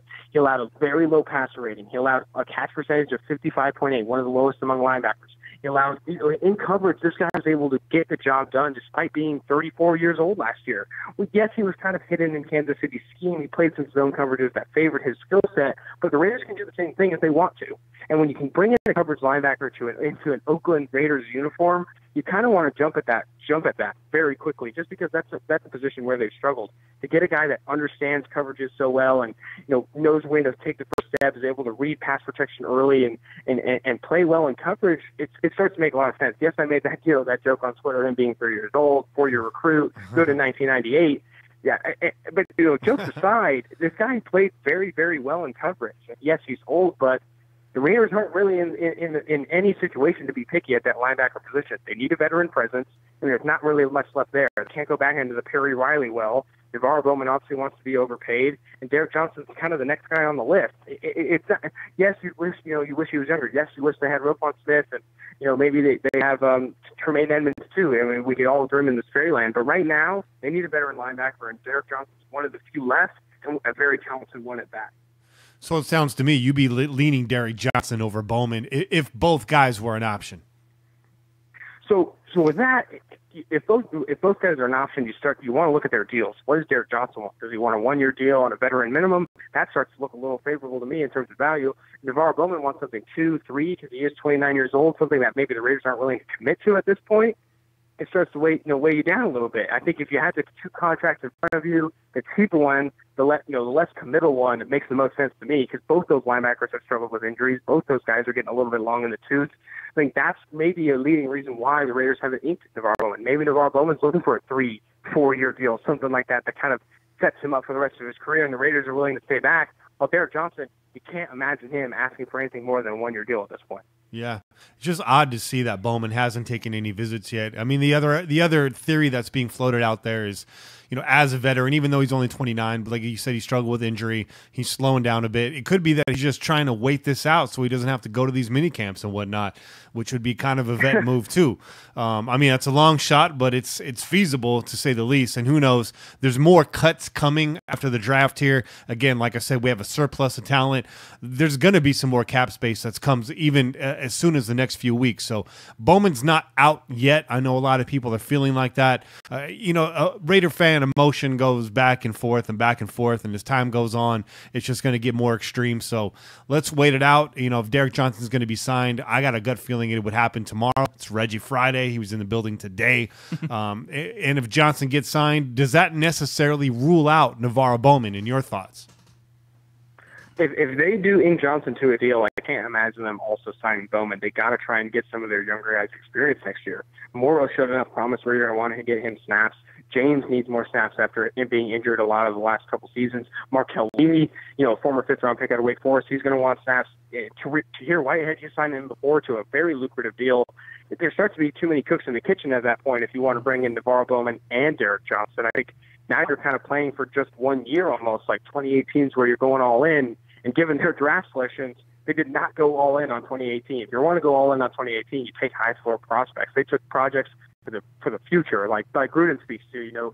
What we're doing for the future of the Oakland Raiders. He's thinking long term, and I think bringing Navarro Bowman and Derek Johnson, you're not thinking long term anymore. You're thinking short term. Great point. It's true. So let's shift our focus a little bit to more personal affairs. So last time you were on, Austin, you did a really good job of breaking down the PFF analysis process, what goes into your score, grading, and all that stuff. But I want to know what Austin Gale does on game day. Exactly how many televisions do you have? How many cups of coffee are you drinking? Are you watching one game? Are you a red zone junkie? Coffee. Do you hear this man's voice? This guy's drinking coffee. I guarantee you. I definitely drink a lot of coffee. Game day is tough for me, man. I'm doing a lot. A lot of it. I have a pretty deep writing background, so I do a lot of editing on game days. I watch a lot of film and kind of manage a little bit here and there. It's a graphic creation. I'm involved in a lot of sides of the business. I think it's a major reason why I ended up taking Employee of the Year this last year.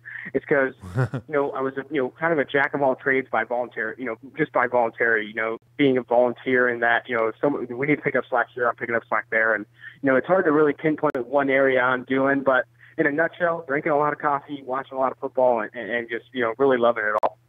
How many televisions do you have currently in your living room?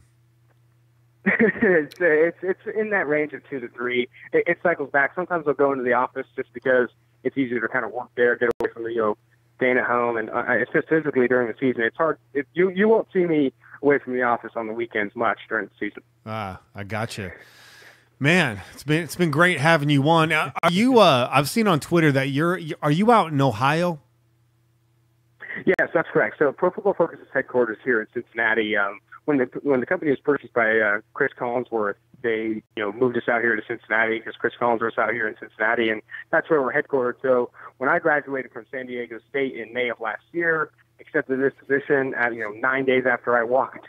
I'm here in Cincinnati, working with Pro Football Focus. So I've been here in Cincinnati for just under a year now. Well, Che just threw his hands up right now when you said San Diego State. That's also his alma mater. That's right. Go Aztecs. Oh, nice. So you've been out in Ohio for a couple years now. What's the cuisine of specialty out there? What is it that every Ohioan's telling you got to try? What is it, and does it live up to the hype? That's a good question, man. And I'm a pretty big foodie myself, and that was one of the first things I was definitely looking into when I first came out here. And Cincinnati has some quirks. They're big on chili. They're big on Gouda, which is a German sausage that isn't really that good and when it comes down to it, but they're big on some quirky things. But if you want to get what's actually good, obviously going out here in the Midwest, barbecue's good. They do American food well. They do burgers well. They do ribs well. They do pizza well, and that kind of thing. But where it lacks, in my opinion, is where born and raised in the Bay Area, obviously Oakland Raider fan, and then going into San Diego, you're in this melting pot of diverse cuisines and foods to where you're getting Thai, Vietnamese, Indian, Malaysian, Himalayan, all in this melting pot that is San Diego in the Bay Area. And when you come out here to Cincinnati, it's just not the same. You're getting Chinese, and then you could try the Chinese food, and then there's just not a lot of, variety in that sense on the ethnic side of things. What were you saying about tacos, Che? I was just saying, are you missing some tacos out there, bro? Are you missing some tacos out there, Austin? Because you're talking about the Bay Area, you're talking about San Diego. The Cali burrito up in San Diego is the biz. You know, they got taco shops just about in every single corner out there. So you missing some tacos, man? Do we got to send you some tacos? No. I think you guys might need to send me some tacos.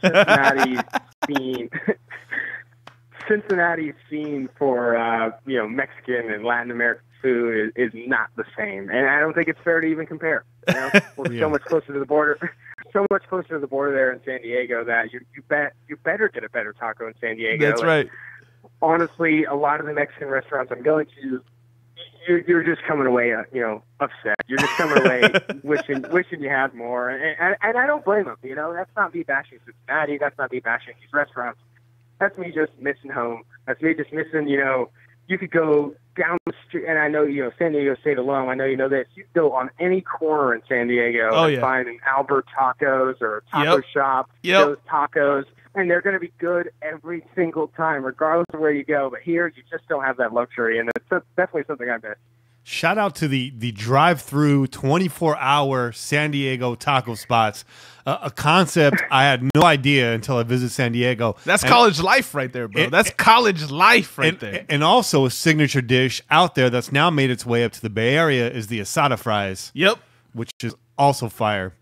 But we tend to diverge on the podcast. We talk a lot about food. So thanks for joining the food conversation, Austin, and thanks for joining the show again this week. We look forward to future conversations with you and hope that some of these guys pan out. A lot of these boomer busts, a lot of these gamble picks, we want to see make impact on the field. Oh yeah.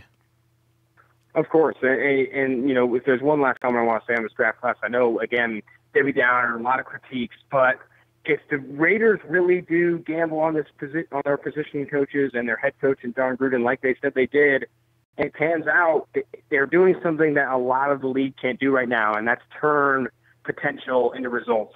And to turn potential into results in a league that practices are cut down, you're not wearing pads as often, you're not able to see your players as much. To be able to turn potential into results is a rarity in this league. If the Raiders and Gruden and co. can pull that off, they start to step among some of the better teams in this league, because that is not something that teams are able to do anymore, and that's why teams avoid project players. And that's something that Raiders fans and Raider Nation should be excited about, to look forward to. Of course, if they're not able to, red flags start to pop up. But if they are able to, it's a very positive sign for the Raiders' future. All right. Well, as they say, potential's a coach killer. I hope that's not the case. Thanks again, man, for joining us. Thanks for staying up late, and we're gonna get you some tacos out there somehow, some way. We'll figure it out, man. We'll figure it out. Some salsa too, man. Thanks again, guys. All right, brother. Take care, man. All right, Austin Gale. That's good stuff, man. Always a good conversation with Austin. Hell yeah, man. Big brains. Yeah. We have some big brain guests on here. Yes. It's all about intelligence up in this podcast, man. That's why I had to expand the bandwidth. It wasn't the video stream. The amount of intelligence. It's just too much brain. It's too much brain for a podcast. We got to expand it. Yeah, that's why it's hot in here, too, because we got the giant mainframe sitting right behind us. That's not on camera. You guys can't see that. I produce enough heat by myself, man, without all this equipment up in here. Yeah, we both run hot. A lot of heat radiating off these pillagers right now. So at this point in the show, still haven't heard from Raider Kane. It's 9:20 p.m. Pacific Standard Time. Generally get him on about 9:30. So we're going to take a quick break. We're going to listen to your calls. We're going to come back and respond to them. Hopefully we get Kane on here. If not, we still have a lot to talk about. Oh, yeah. And we'll make the best out of it. Kane, we miss you. Hopefully you come through. We'd really like that. In the clutch. If not, be ready, Che, because I'm not letting these questions go to waste. Shoot those questions, man. All right, brother. I'm ready. You ready? I'm ready. All right, we out here. Peace. Go Raiders.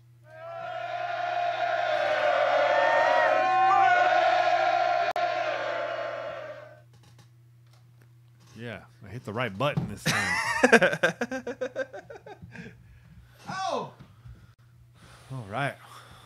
What's up, pillagers? Big Ted 707 says he got a restaurant called El Farolito in Santa Rosa. Has a drive-thru open late night, but not 24 hours. Big Ted, I was just up in the Santa Rosa area a couple weeks ago. I used to live up there, and I thought all the Mexican food was trash. And then I found a neighborhood that it was like the hidden Mexican neighborhood up in Santa Rosa, and I thought, this is where I needed to be the whole time. I found a restaurant up there. I want to say it was like a Peruvian restaurant. I don't remember the name of it. That was fire. But yeah, Santa Rosa, there's some food joints up there. Mike, shout out to Mike's Burgers in Roanoke Park. Still a fire burger 15 years later. Delicious.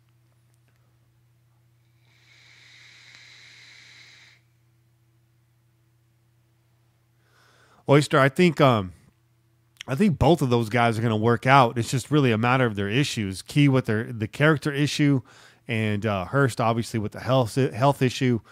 Key's got some good mentors around him. The Raiders life coach is a good guy, and of course Irvin taking him under his wing. That's not a bad thing. And then Maurice Hurst, man, as far as right now, cleared to play. So let's just hope that status remains the same, because I think we got two ballers in Hurst and Key. And I'm a little bit disappointed not bringing Key up with Austin, but he did lay a lot of good information on us, and I'm glad we got to talk about some of the more marginalized players in this draft, the later round picks, a couple of the undrafted guys, Jamarcus King, obviously Pinero. So it was a good conversation. By the way, thanks for joining us, guys. I like watching the chat. I know I don't get to a lot of the comments during the show, but I got my eyeball on you guys for sure. So Chase stepped out of the room really quick, and we're just hanging out right now. Try to get a hold of Kane. And last week, if you were on the live feed, you did not hear the callers. I got that fixed. We got your callers this week for sure. Oh yeah. How's that first segment, y'all? Y'all digging it? Y'all get the info that you wanted?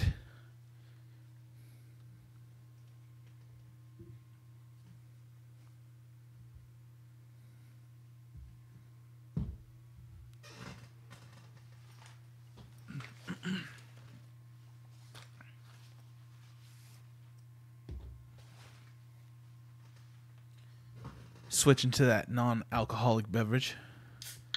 A buy? You got the buy? That buy. All right.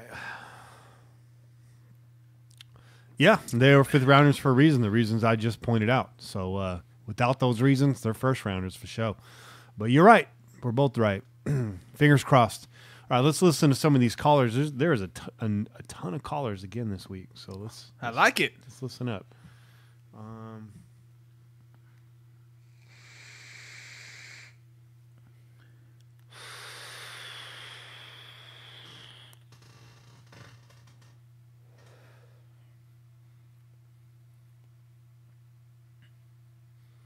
All right. Let me get my notes up so I can do this.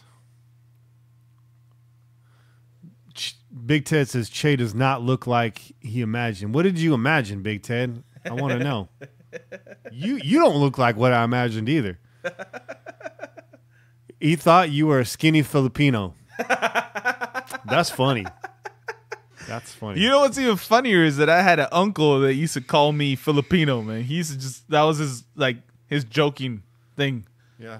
He'd just be like, "Hey, pinche Filipino." That was his thing, man. I don't know why, but he just thought it was hilarious, and I just went with it. Filipino. And then he would call my brother Tiburon. Ahoy, Pinoy. He would call him Shark, man. He called my little brother Shark for whatever reason. That's a cool nickname. Yeah. Tiburon. Pinche Tiburon. There was always pinche in front of it. It's a must. What was your uncle? Hold on 1 second. Let me I gotta add someone to the shout out list here. Who was that? I think it was Zach Scott. Yeah, Zach Scott. Not Michael Scott? Not He's Michael related Scott. to Michael Scott? No, Michael Scott. Hey, just to go along with that, I've been confused for a variety of people, so I ain't mad at it, man. Yeah. I've been confused for Samoan. I've been confused for Filipino. I've basically been called everything except for Mexican, which is what I am. Raider Mike just called Big Ted Big Tit. That's a typo. That must be a typo, man. Sorry, Raider Mike, but Big Ted does not have big tits. He's actually pretty good shape. Maurice Hurst is he a steal? I'll let you know in like week 8. That's it. That's what it's all about. All right, let's listen. You heard Austin. Austin Gale said, "Yo, if this guy has one good season, that's a steal. That's a win right there." You said it yourself on the front segment. Hell yeah. And you don't even get paid like Austin Gale. I don't even get paid. We don't even get paid like Austin Gale. Well, maybe Kenny's a little closer to that now that he's got the new job, but he ain't getting paid for it doing this. No. And to be honest, I've seen some of these media paychecks. You're probably actually getting paid more than Austin Gale. And that's no knock on Gale, man. He's out there hustling. Well, that's PF, but we don't really know what PFF looks like, right? They're based in Ohio, dog. The minimum wage is like 50 cents in Ohio. Is it? No. Well, I don't know. I'm sure you could probably buy a house with that at least. Yeah, I'm sure I he's looking can't. good. The dude's got 3 TVs in his living room. I can't, man. I can't. And he didn't even tell us the size of his TVs. You got notice like, that? You got like half a TV in your living room. That's fucked up, man. We need to work on that. We're going to start a Patreon account, and all funds are going to go to Chase Television. Yeah. Thank you, man. I appreciate that. That's only fair. What was Oyster DePoister's comment earlier? I think he had a funny comment. He said, Jihad Ward for Hollywood Henderson's crack pipe would have been a good trade for the Raiders, too. I need to reset that when we come back on here. Damn! Another thought in regards to the media perception of our draft. Miller is Mayock's number 2 OT. He's number 2 off board. Okay, next OT off board is Mayock's number 4 guard who projects as a tackle, but Belichick gets a pass. Yep, the Patriots get a pass, man. They always get a pass, man. And you know what? As much as we like to bitch about the fact that the Patriots always get a pass, the motherfuckers have won how many Super Bowls, and they were in the Super Bowl last season. So can we really fucking talk shit? No, we can't. Man. We can't. We really can't. They're out there saying the Raiders are irresponsible for drafting. Don't listen to all that noise, Ted. That's just noise. That's clickbait bullshit. Whatever. Let them hate. Let's just see what happens. Anyways, let's get to these callers. It's not getting any earlier. I'm not getting any younger. Despite the good looks. Oh. Like I always said, I wish I was born rich instead of good looking. But what are you going to do?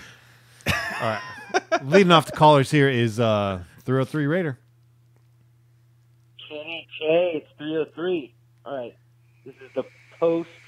We got Martavius Bryant phone call because when I first called in, to be honest, I wasn't all that excited about Colt Miller. Yeah. But the fact that third, then that's Martavius Bryant. I mean, the bottom line is you can say what you want, and Miller was a repeat 15. We all know that, but the offense, as of right now, is better. Bryant is dynamic. Yes, he's one suspension or one hit of the chronic away from being suspended again, but I mean, we always criticize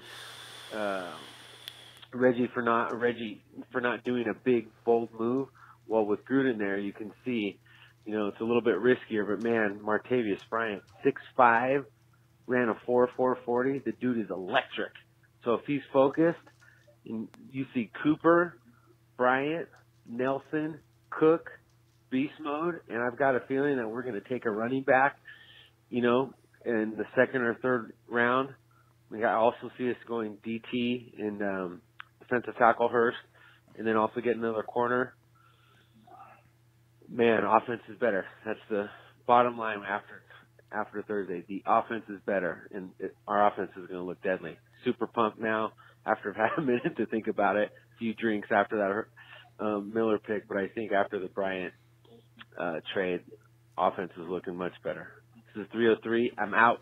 Yeah. Obviously, that call came in last week. I don't know if that made the show. Did that make the show? No, it didn't make the show. I don't think so. Some of the what is it? The what's the word I'm looking for? I don't know. Transcriptions are funny here.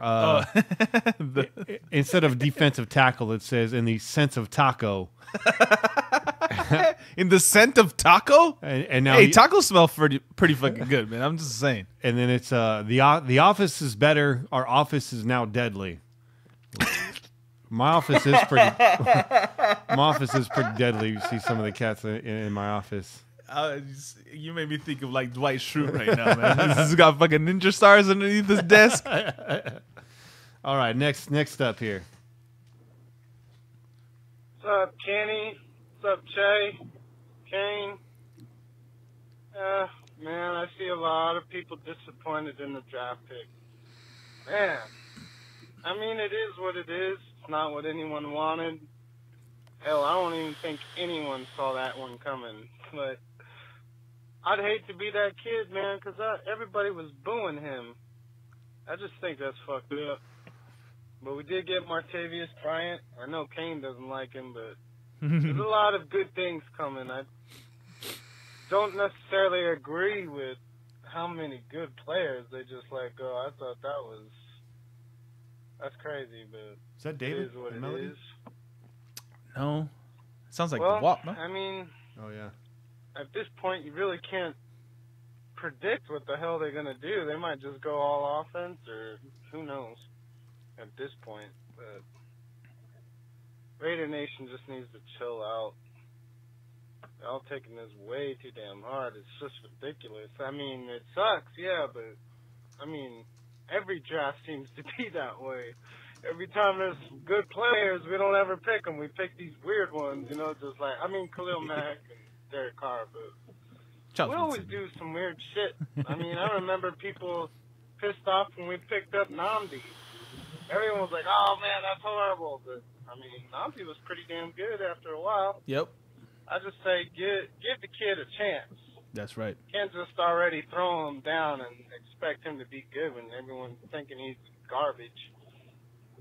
But the rest of you guys, man, I just wish you guys a good day. Today's going to be 100 degrees outside in Hell's backyard, and I got to work. But the rest of you guys have a great day. Go Raiders. All right. He didn't say who it was, right? But it sounded like I could have sworn it sounded like him. I think it might have been Wap Raider, yeah. What's up, Kenny? What's up, Chuck? What's up, Kane? What's up, man? This is the Pomona Raider. I've just been listening to your podcast maybe the last month or so. Just found it amongst all the other ones. And I just thought to talk about the draft with you guys. Just heard your podcast for today, Friday, right before day 2 of the draft. Maurice Hurst was there. Kenny, he was there. Harold Landry was motherfucking there. Harold Landry. We trade back with the Titans, and guess who they fucking take? Harold motherfucking Landry. And that's the type of dude that we needed, you know. So of course, in Reggie fashion, we go ahead and we trade back for a couple of small town dudes. This PJ Hall, they said, I mean, he was shocked he was a second rounder or a third rounder. But Mike Mayock said he liked the dude, probably a later round pick, but definitely a pro day, you know, stud. But I mean, he's just like Maurice Hurst without the health issues. What I would like them to do, because Maurice Hurst is still there in the 4th round.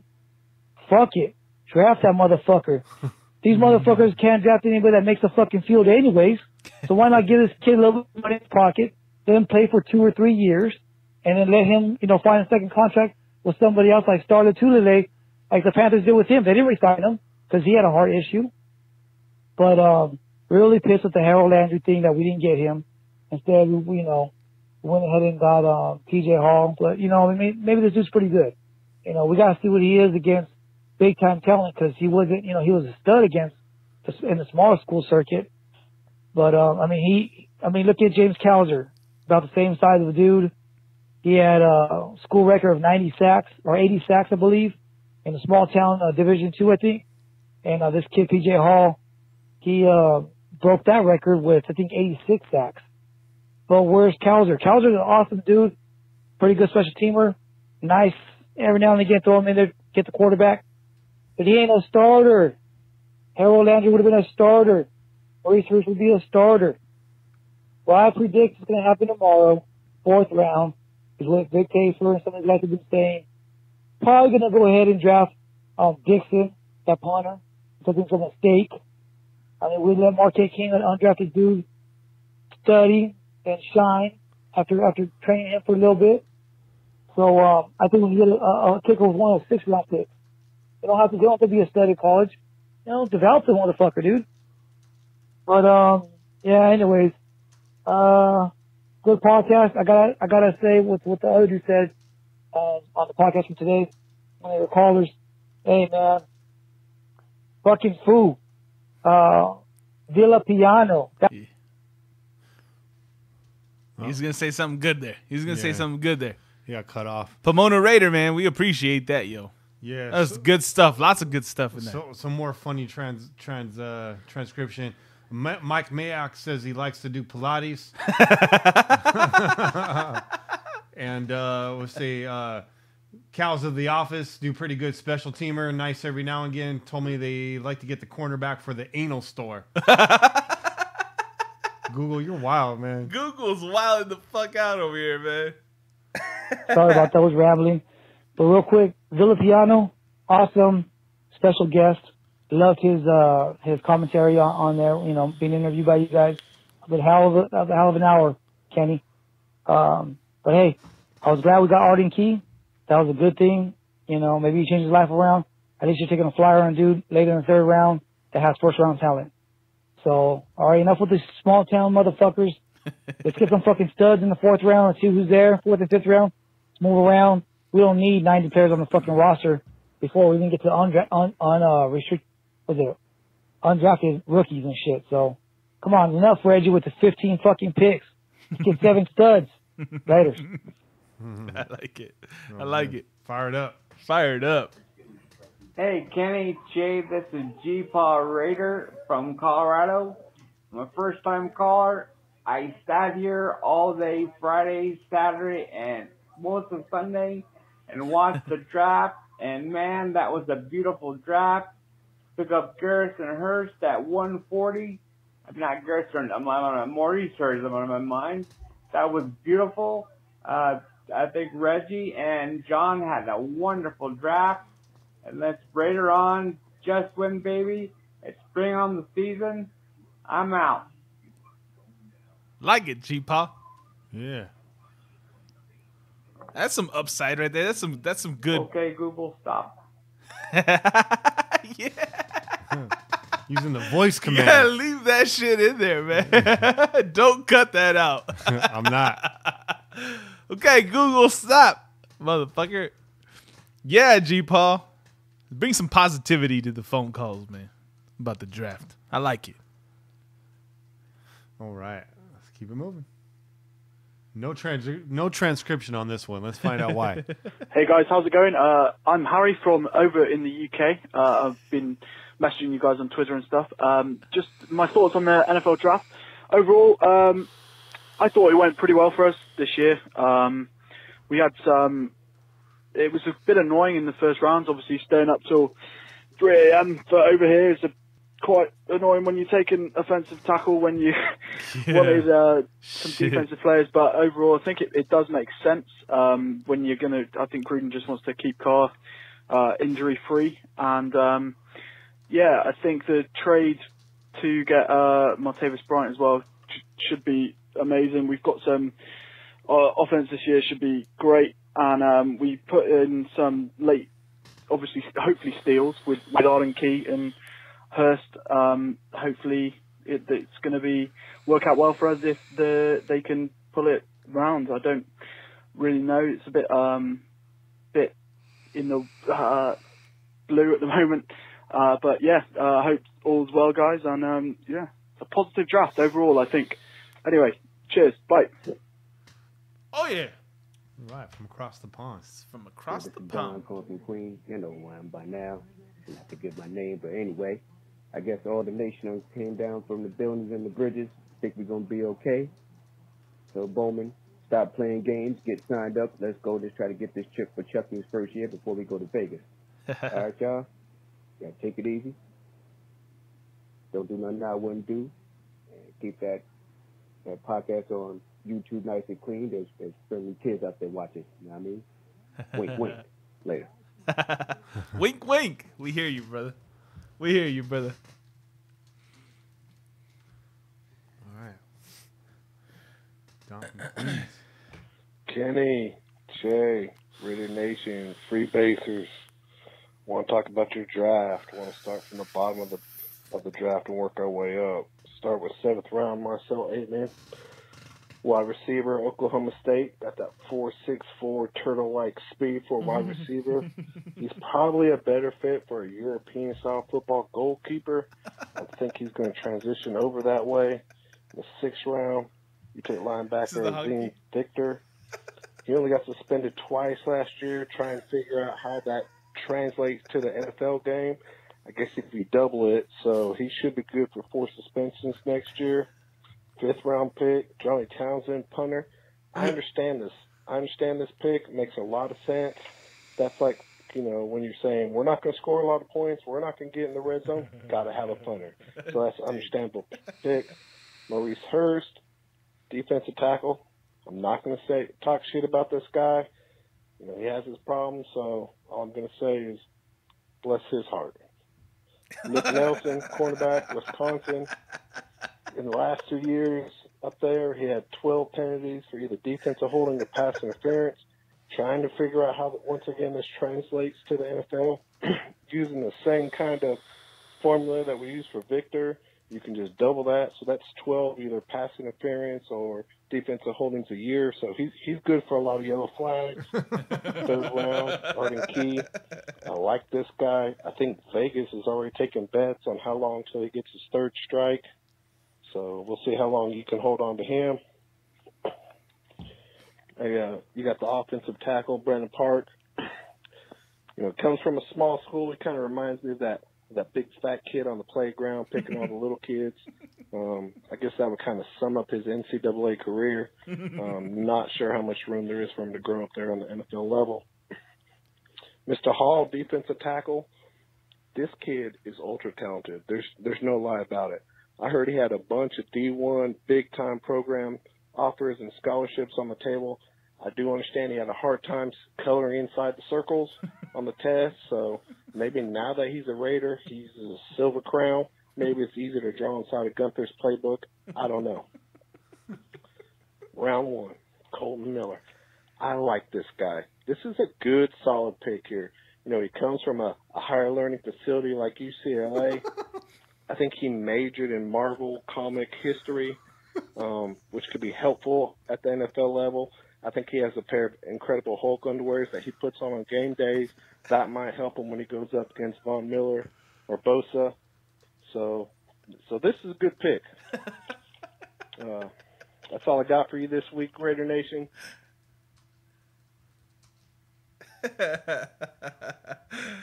Yeah, fucking hungry, man. Got cut off there. Wanted to finish up my comments there, Raider Nation. Make sure you keep your head up. Sounds like a solid draft to me. Look, could be worse. You could have signed Jamarcus King. Oh, wait a minute. All right, Pillagers, EAD. That's Cold Honk here. I'm out. Solid. Solid 8. Solid 8. Kenny K. It's your boy 303 calling you from rainy and wet Denver, Colorado, the Mile High City. Actually just checking out the live stream on the blog. Now I know what Che looks like. What's up, Che? And by the way, the muscle hamster, I believe, is Doug Martin. Anyway, wow, what a draft. So exciting. We've been saying it for months. One of the most exciting drafts that we've seen. And you know what? I actually called in last week after the Colton Miller pick and wasn't too excited. But then when we flipped the draft pick that we got, when we moved down for Martavius Bryant, I was excited. And then really with all these other picks, I mean, outside of the reach that I think in the 3rd for the one offensive tackle, I think it's Miller from the small school. I think every other pick was fantastic. Arden Key, oh my gosh, last year that kid killed people. And I don't know, I'm not going to pretend I know who PJ Hall is, but reading about him, looking at some of his tape, looking at his measurables, oh my gosh. And then, of course, Maurice Hurst, as long as that heart doesn't fail quickly, oh my God, all of a sudden our pass rush with Mack and Irvin, and then you got MEJ, I mean, assuming he's healthy, wow, a lot of competition, great job. The Wisconsin corner got good value because he had a torn meniscus. I forget the receiver. I think it's Oklahoma State. Man, a lot of potential. Definitely a boom or bust draft, but I definitely we're going to have we're fixed in our pass rush. I think with all the additions in free agency, our corners are going to be much better. I think realistically, our defense could be a top 10 to 15 defense, 15 on the low end. I really think we're not going to see a lot of big explosive plays over the top. We're definitely going to be a top 10 team in sacks as long as everyone stays healthy. And then you know what? This is a big year for Derek Carr because it's under the tutelage of Gruden, and Carr can pick up the offense. it looks on paper like the offensive line was definitely improved. And then, of course, our receiving corps, fantastic. And for those of you who are still pissed off the Crabtree left, sorry, ladies and gentlemen, but Martavius Bryant and Jordy Nelson, man, our offensive weapons have improved. So we'll see about backup running back, who's going to win that spot, because that's definitely something that's open. And, of course, right tackle, and will Penn come back, and then when are we going to sign Max? So there's still question marks. And, of course, getting Bowman back would be nice. I don't think that's ultimately necessary. But, man, really excited about this year. Go Raiders. Go Dubs. Chef Curry's back. 303, your boy is out. Yeah. What's up, 303? Glad you finally got to see what I look like, man. Hope it was everything you thought it would be. All right. I'm gonna go get some water. And do you want anything? I can take some water, man. Yeah? Yeah, water sounds good. All right. All right, YouTubers, we'll be right back. After these messages, we'll be right back.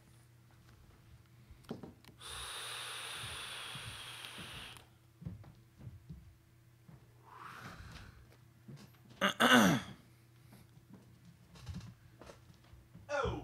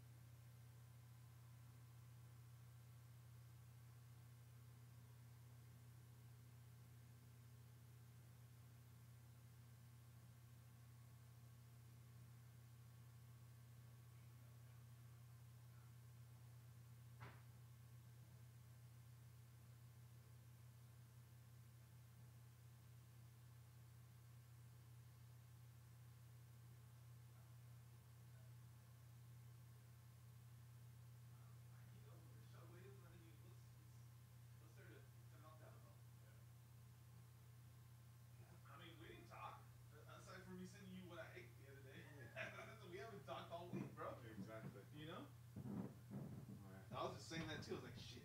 It's like, I haven't talked to Jason all week. It's like daylight in here. Day and night. We're back. We're back. Did you miss us? Time to get hydrated.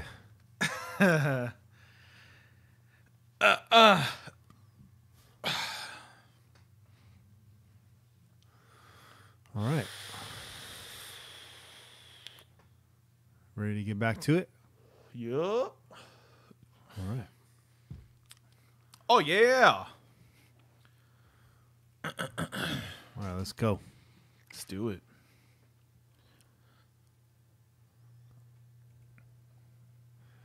And we're back. Just heard some of your calls again. A lot of calls. A couple first-time callers. Yeah. A couple new callers calling back. Yep. Like I asked for. And some long-time callers. Yeah. So let's start off with one of those, 303 Raider. First and foremost, and this goes out to all of you, it's Martavis Bryant. It's not Martavius. It's Martavis Bryant. Yes. 303 thinks Martavis makes a first-round pick a little bit sweeter. Many would agree with you. Many would disagree with you. I think over here on the Pillaging Podcast, we agree. We agree with you. We agree with you, man. Absolutely. The next caller, I think it was Wop Raider. Che recognized the voice. Yeah. Sounded like Wop Raider. Correct me if I'm wrong. Correct us if I'm wrong. When you call in, state your name so we get it right. But you're right. I think folks are taking this a little bit too hard. I mean, that's the nature of the draft, right? I feel like you were calling in early before the draft had completed. In hindsight, we maybe should have waited and done the show on Sunday afternoon, but it is what it is. We're circling back. It's still relevant now. Yeah. It's going to be relevant all off season. As a matter of fact, we're taking out the immediate reaction and emotion from it, right? There you go. We got a little time to take it all in, digest it, and give you the best that we got to offer. I like that spin. Yeah. Now, speaking of Sundays and immediate reaction, I hate to inform you guys, but this is going to be our second to last show on Thursdays. Hope it didn't scare you guys. Yeah, so this will be our second last show on Thursdays. We're going to be moving the shows to Sundays. My work schedule is taking over my life. But it looks like it'll be Sundays going forward. So I think on an earlier show, we had mentioned doing 2 shows a week once the season started. That's likely going to actually be reduced to 1 show. We'll be doing our live podcast after the games. Primetime games excluded. We'll have to pivot when those come along. We're going to have to juke, zig, and zag. But it looks like the show is going to be moving to Sundays. We still plan on doing tailgate shows. I'm trying to figure out how we can do a live stream from the tailgate. Might have to pony up some cash to get a nice little hot spot there. But just FYI, next week we will be on Thursday. We'll be on with Matt Schneidman. And then after that, it's going to be a Sunday afternoon show. So that's good news for you guys that are commuting on Monday. You get the show nice and fresh on Monday morning. And hell, some of you guys might be able to get the show Sunday evening. We're going to probably be doing the show a little bit earlier in the day too. So that might work well for some of you, might not work as good for the rest of you. For those that it doesn't work out, I apologize. But that's what it is. Right? Gotta work with us, people. Work with us. Gotta work with us. Pomona Raider, thanks for calling in. I don't think this was your first call, but I could be wrong there. Harold Landry, yes, he was there. You were obviously disappointed. I was more disappointed in Derwin James. I don't think Obi's going to be an every down player, but I'd be happy to be proved wrong about that. Harold Landry, like I said, I think is a tremendous athlete. I think he's going to work out well for Tennessee. I just didn't think he was a fit in this defense. I think he's better on a 3-4. I don't think Tennessee runs the 3-4. That doesn't mean he's not going to be talented there. But yeah, there was a lot of talent on the board there that we passed up. Yeah. But hopefully, you watch the rest of the draft pan out better. I'd like to hear what your thoughts are now that you've seen all 7 rounds. And you're right, Villapiano is a beast. The guy's a beast. Yeah, Foo. Yeah, Fo. What's up, Fo? And anyways, I don't know what social media you guys are on. There's a Villapiano Facebook page that's really kind of pushing to get him in the Hall of Fame. And of course, on Twitter, you want to make sure you follow Villapiano. That's his daughter. She does a lot of his PR, and she's making that push over there too. She also runs the Facebook page. So if you're a fan of Villapiano, like we are, like every member of Raider Nation should be, whether you got to see him play or not, you've at least seen the highlights. You've at least heard some of his stories here at the very least. Make sure you get behind that. We're looking forward to getting Phil back on the show sometime here during the season. Oh yeah. G-Par Raider, man, you love the draft. Thanks for keeping it positive. Using the Google voice commands like a damn G. In fact, I want to do a little experiment. There's all these voice command pods out there now, right? I think it's a little bit risky because it's very risky. You never know when you're going to be listening to a show like the Pillaging Podcast and Kenny Stabler's going to say something like, "Alexa, call the police." Okay, Google, call the fire department. You just never know when that's going to happen. And if I brought the cops to your house right now, good for you. You need to make sure you reach out and extend your relationships with your local law enforcement organization. And we're just trying to build those kind of relationships here because, as you know, those relationships are breaking down across the U.S. Yes. And it's important we rebuild those relationships. So, once again, Alexa, call the police. I'm working on a song with the same title. So, you referring to Sting's group, man? The police? No, I think Modus Ops is actually going to drop an Alexa call the police song. Harry in the UK. One thing I noticed about British guys is they like to tell you they're from the UK. I get it. We can hear that. It's all good. And I'm not clowning you. You stayed up till 3 a.m. to watch the draft. Hell yeah, man! You're a writer. Yeah, that's a rider. That's a rider right there. That's commitment. That's the kind of commitment Raider Nation demands. Yep. But yeah, man, people, you got UK Raider out there. You got London Owl, Harry in the UK. We get it. You're from the UK. You got the accent. It sounds smooth. You could play a villain in almost any action movie. Big fan of the British accent over here, especially on the women. Wow.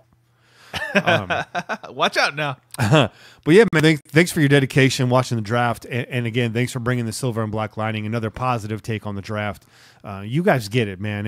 You got to stay positive until otherwise. As Raider fans, life's hard enough. There's enough cardiac games out there. That's right. There's enough haters out there. That's right. Don't bring the negativity yourself. No. Like I said on Reddit this morning, absorb the hate, piss excellence. I like that. Right? I like that. That's your new life motto. Don from Queens, hunkered down and whispering into his phone, hiding from the cops, the helicopter, no doubt. It's rough out there. Shaolin. I don't know where you're from. Oh, you're from Queens. You just said from. It's all in the name. But yeah, man, Don, thanks for calling in. Thanks for calling back. Keeping it clean for the kids. Wink, wink. We tried that for about a year, and it's just not who we are. We had aspirations of one day maybe making the radio, but I think Podcastville is where we belong. This is where we belong, man. Because it allows us to cut loose and say stuff like that. As Raider fans, you got to be able to cut loose. Come on, man. That's it. If you've been to a tailgate, then you know what I'm talking about. This is not a sanitary football base. As you could tell from WAP Raiders call, I think it was. Or no, Pomona Raider, I think it was. Yeah, we're not censoring the show anymore.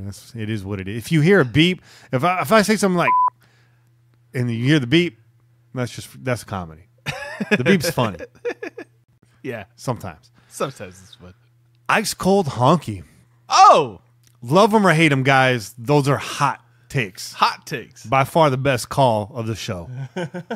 Every great story has a great villain, and Honky is our villain. I appreciate that call. He definitely did his research. Yeah, he did. I didn't know Colton Miller wore Incredible Hulk underpants. I didn't know that either, man. Whatever works, bro. How'd he get that information, man? I want to know. They called Valdir Hulk, but Colton Miller's living the life. Right? Yeah, it's true. This is true. He's walking the walk. Yeah, Maurice Hurst, bless his heart. Damn, too soon. No such thing. Not on this show. That was cold-blooded, man. That was cold-blooded. That's cold. And then booking in the callers, 303 Tryman back in after the draft. It's still Martavis. But I'm glad you're excited, my man. Keep the positivity coming. I look forward to 303's calls every week. As we get deeper in the season, like I said, we're going to bring some of the Pillagers on the air because I think some of you guys are just as knowledgeable as a lot of these writers, maybe if not more so. I really enjoy 303's thoughts. He keeps it positive, man. He weathers the storm. So look forward to that, 303 having you on. We're going to have you on as a guest here, probably coming up in June, July, somewhere around there. The dog days of summer. Right before the real camp start. And we look forward to getting you guys on, hearing some of your Raider stories and your takes on the team.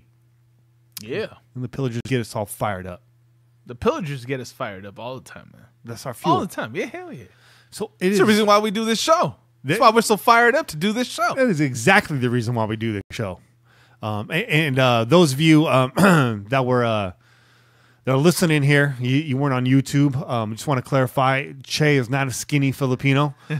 Nothing wrong with skinny Filipinos. I'm a chunky Mexican. But yeah. I'm working on it.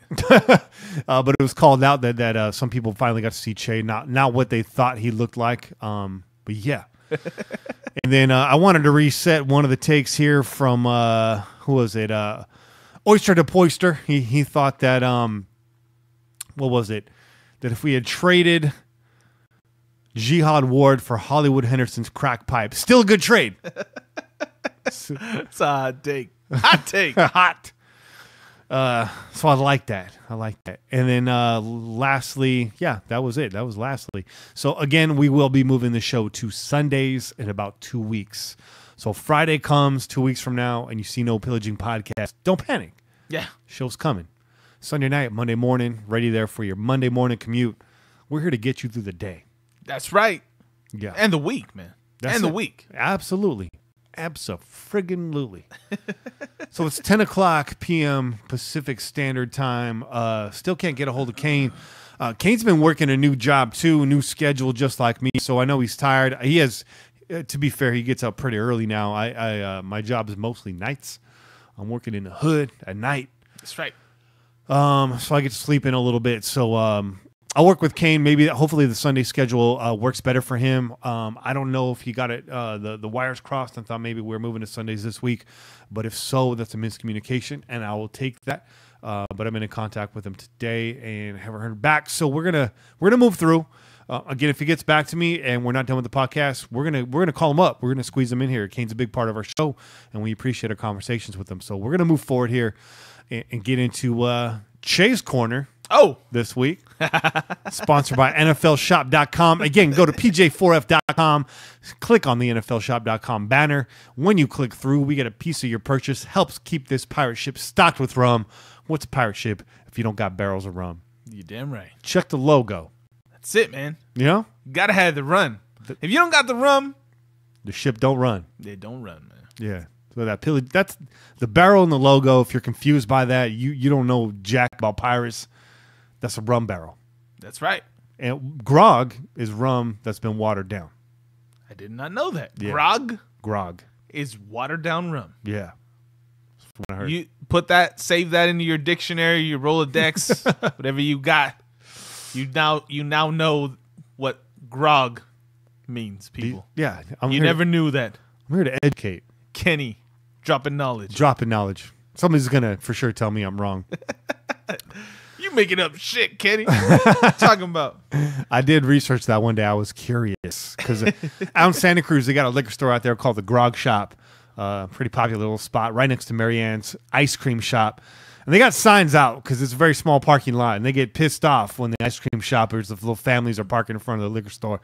I supported the Grog Shop many occasions when I lived out there in Santa Cruz.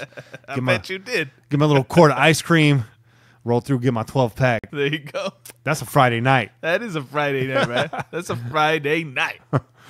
So yeah, let's proceed with Che's Corner. So in the spirit of NFLshop.com, I'm going to ask you this right now, Che.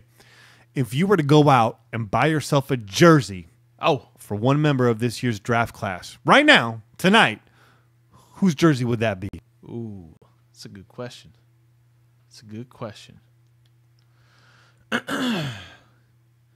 You know what? I think if I had to go out and buy, and you know what? I don't buy jerseys from the Young Bucks. I don't do that. That's just not my thing. I usually go with the vets or the legends. Yep. But if I had to put my money on it, yeah, I'm gonna go Mo Hurst, man. Mo Hurst? I'm gonna go Mo Hurst. I think like we said, if he has one good season, yeah, that's a big win for us. Now, if it turns into more than that, even better. I also saw that now with the Mo Hurst jerseys, it comes with a free first responder patch. Shit. You too, man. You too. You gonna come with these two? I'm gonna burn in hell for that one. Nah, the nation got your back, Mo, for real. I mean, what good are these afflictions and the negativity and the adversity we face in life if we can't laugh about it? That, and also, I mean, listen, man, this guy, in spite of that, has played outstanding in college. Yeah. So I'm sure he has plenty of motivation already, man. So anything that you want to pile up on him ain't gonna make no difference to him. Yeah. He ain't gonna flinch. He's gonna keep it moving. And like I said, I'm in your corner, man. So if I had to pick somebody, it would be you, Mo. So you were highly critical after day one, as was I. Yeah.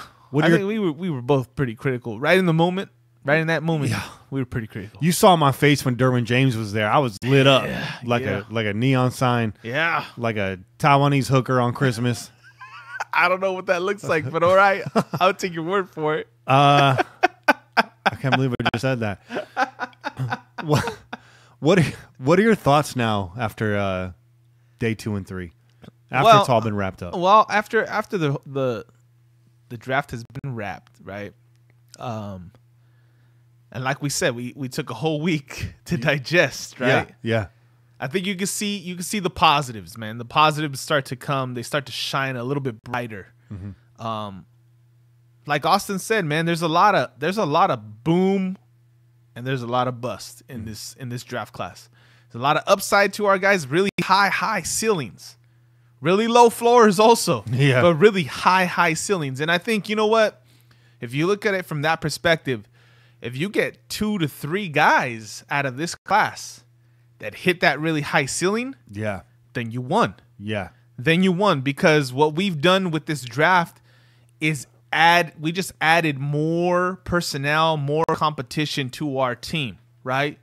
And we had this discussion last week about, you know, if you're hoping that the cream rises to the top, well, you gotta cook it up, man. You gotta cook it up, and that only happens with competition. If you don't got the competition to make that boil up and bring that cream to the top, then you just got a bunch of dudes that have potential that ain't doing nothing. Got it. Right? So that's how I look at it, man. If we get 2 to 3 guys out of this draft class that hit that high ceiling, and all of them have a really high ceiling, and the rest of the guys maybe are just used as motivation, then we win.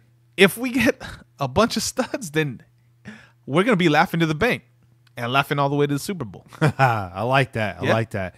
So what was your favorite pick in this draft? Was it Hurst? I have to say Hurst was my favorite pick because of the positioning, man. You're talking about a guy who was rated to go in the first or second, late first maybe, early second round. We got him in the 5th, yo. That's value, right? And for everybody that threw their hands up in the air and maybe cussed out their moms or walked and run out of the house, pissed off, whatever, went to the liquor store and got yourself a 40 to drown your sorrows. After those first couple picks, you have Arden Key, who was first-round talent that we get in the 3rd. And then you got Mo Hurst, who was, you know, one of our guys that you kept talking about. Hopefully we can pick him up in the 2nd. Right. We got him in the 5th. Those are 2 huge value picks, and I think it makes up for all the distress that we went through in the first couple rounds, where we were just kind of like throwing our hands up in the air like, what's this all about, right? And then you go in and you think about the needs of the team, right? And this is where the digestion comes in. You start thinking about the needs of this team. You start thinking about what is really important. We saw what happened when Derek Carr got knocked out in 2016. Yeah. We saw what Derek Carr looked like in 2017 with a bunch of injuries. This is something that cannot continue. We cannot continue to have our franchise quarterback either suffering from an injury or recovering from an injury. And the only way you do that is by getting him protection up front. And so if you got to take a leap, you got to take a chance and grab a guy early because there's not a whole lot of linemen in the draft, then you know what? You got to do that, man, because your money's on the line. You're paying your quarterback $10 million every single year to produce, right? Yeah. Or is it 10 or 25? What am I at? A lot of money. We're paying him a lot of money. It's $25 million, right? 10 is Gruden, right? It's $25 million a year. 25, yeah. $25 million a year to Derek Carr to be our franchise quarterback and lead us to the promised land. He's not going to be able to do that if he can't stand up, all right? So you're going to have to take some chances. You're going to have to go big and possibly miss big. And so from that standpoint, I can't be mad at it, man. And like you said, we added depth at every position of need that we had on this team. So despite the critics, despite what everybody might be saying that's negative, I look at it as positive. At the end of the day, I digested it. I got all the anger out early on, and I got all the damn it, like we didn't pick the guys that we thought we would. Right. But I can't be mad. I can't be mad at it. I think we did a pretty good job of attempting to fill the needs that we have, which was a lot of them. Yeah. Yeah. Good response there. So, lastly, in this segment, this is the real important stuff now. Colton Miller on his Twitter, I believe it was on Twitter account, might have been Facebook. I think it was on Twitter. He said, "In and Out," and mind you, he just got to California. In and Out's real average. I want to address this first. if you don't mind. Go ahead, man. Because I get where he's coming from now. Because In-N-Out, by the way, In-N-Out presents Kenny's Corner. Now let's go ahead. Let's go ahead. I bet I get a free burger out of this, Flying Dutchman style, if you will. I'm on that keto diet, so there you go. I get the In-N-Out criticism. Okay, now there's a lot of burger franchises out there that get a lot of hype. There's Five Guys. There's Whataburger, which I personally think is trash. There's Steak and Shake, which I haven't tried. There's a lot of spots out there. There's Fat Burger, which is pretty good. In Vegas, you had a long night in Vegas. That's right. Fat Burger's the shit. Yeah, that's goddamn right. Sorry, I just called hunky. So the thing is there's a lot of hype around In-N-Out Burger. People from California and now neighboring states that are getting the In-N-Outs, they're always raving about In-N-Out Burger. You see the lines through the drive-through, and you think this has to be earth-shattering. This has to be a transformational burger. And the bottom line is, it's not. But it's like a $3.50 burger. It's fresh. It's got its own unique taste. You may try an In-N-Out Burger the first time and think, not such a big deal. It's not bad, though. You got to admit it's good. But you're going to find yourself craving that burger down the line. Yeah. You're going to be like, oh, In-N-Out sounds pretty good right about now. Yeah. As a matter of fact, In-N-Out sounding pretty good right about now, man, to me. There's been several times you've hit the In-N-Out on the way out of here. Yeah, of course. Because first of all, I don't have an In-N-Out in my town. Yeah. So before I leave your town, I'm like, this is an In-N-Out right down the street. I got to go over there and get myself a burger. To be fair, it's not right down the street. It's not down the street. It's literally on the opposite side of town. It's a few blocks away. Direction. It's a few blocks away. So yeah, thanks for letting everybody know what kind of a fat boy I am, and I'm willing to go the distance for these In-N-Out burgers. But yeah. No, but you're not the only one, man. Hell no. People travel distances to see In-N-Outs now. But I mean, they're becoming more and more common. They're popping up around. But In-N-Out's an interesting establishment, and maybe somebody needs to hold his hand a little bit because I have a feeling he doesn't know about the secret menu. And if you haven't ordered a burger animal style, you definitely don't get the hype. Where are you at? Go ahead. Oh, I was just gonna say, let's just look at it from his perspective. Okay, Cole Miller is a big dude. He's 6'9", 305 pounds, and maybe that's just the problem, right? Maybe he's looking at the menu. They got 3 options on the menu. Yeah, since he's not a Cali boy, he's not maybe Northern Cal. Well, they got In-N-Outs in Southern California. Wait a minute, man. We're giving him too much props. Right now. You think so? He was in UCLA, bro. I don't know what's up then. I don't know what's up. Anyways, I was just gonna say this. Maybe that was a tweet. But go ahead. I was defending him. But maybe his thing is he's not aware as everybody else is about the unlabeled menu. Yeah. Right? The secret menu, as you will, where you can order a 4x4. Yeah. You can get your big boy home. Okay, so Cole Miller. Maybe that's your problem, bro. You just need to go with a friend that knows what they're doing when they're ordering. Let your homie order you a burger. Yeah. A good 6'9", 305-pound size burger. And then maybe you leave In-N-Out a little bit more happy, man. Maybe you'd be like, you know what? In-N-Out's the shit. Because nobody goes to White Castle and orders 1 burger. Well, there you go. Right? They get 20 burgers. You're going to be really disappointed. You're like, what's this little thing? This little slider. God. If anybody's going to put him up on game, it's got to be Bruce Irvin. Bruce Irvin, get your boy back to In-N-Out. Put him up on game. Give him the animal style. Where are you at on the In-N-Out fries? That's a very polarizing topic. You know what? I like the animal. I like the animal style fries. Yeah, don't be getting the enema style. No, not the enema, not the enema style. Animal style. I like animal style fries. I like animal style burger. But you know what? I'm all right with the regular fries too. I like them all natural. Just put a little ketchup on it. It's all good. I get the fries well done animal style. That's good. How about that? That crunchiness. You need that crunch. Now I feel like in Ohio they got enema style tacos. Probably just kind of wrap that up.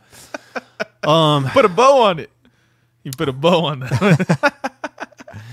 All right, so it's time for the I See You segment. I see you.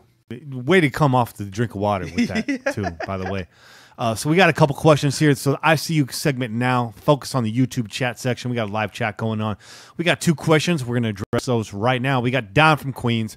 Don wants to know which running back gets waived, and with the running backs that do get waived, who gets picked up?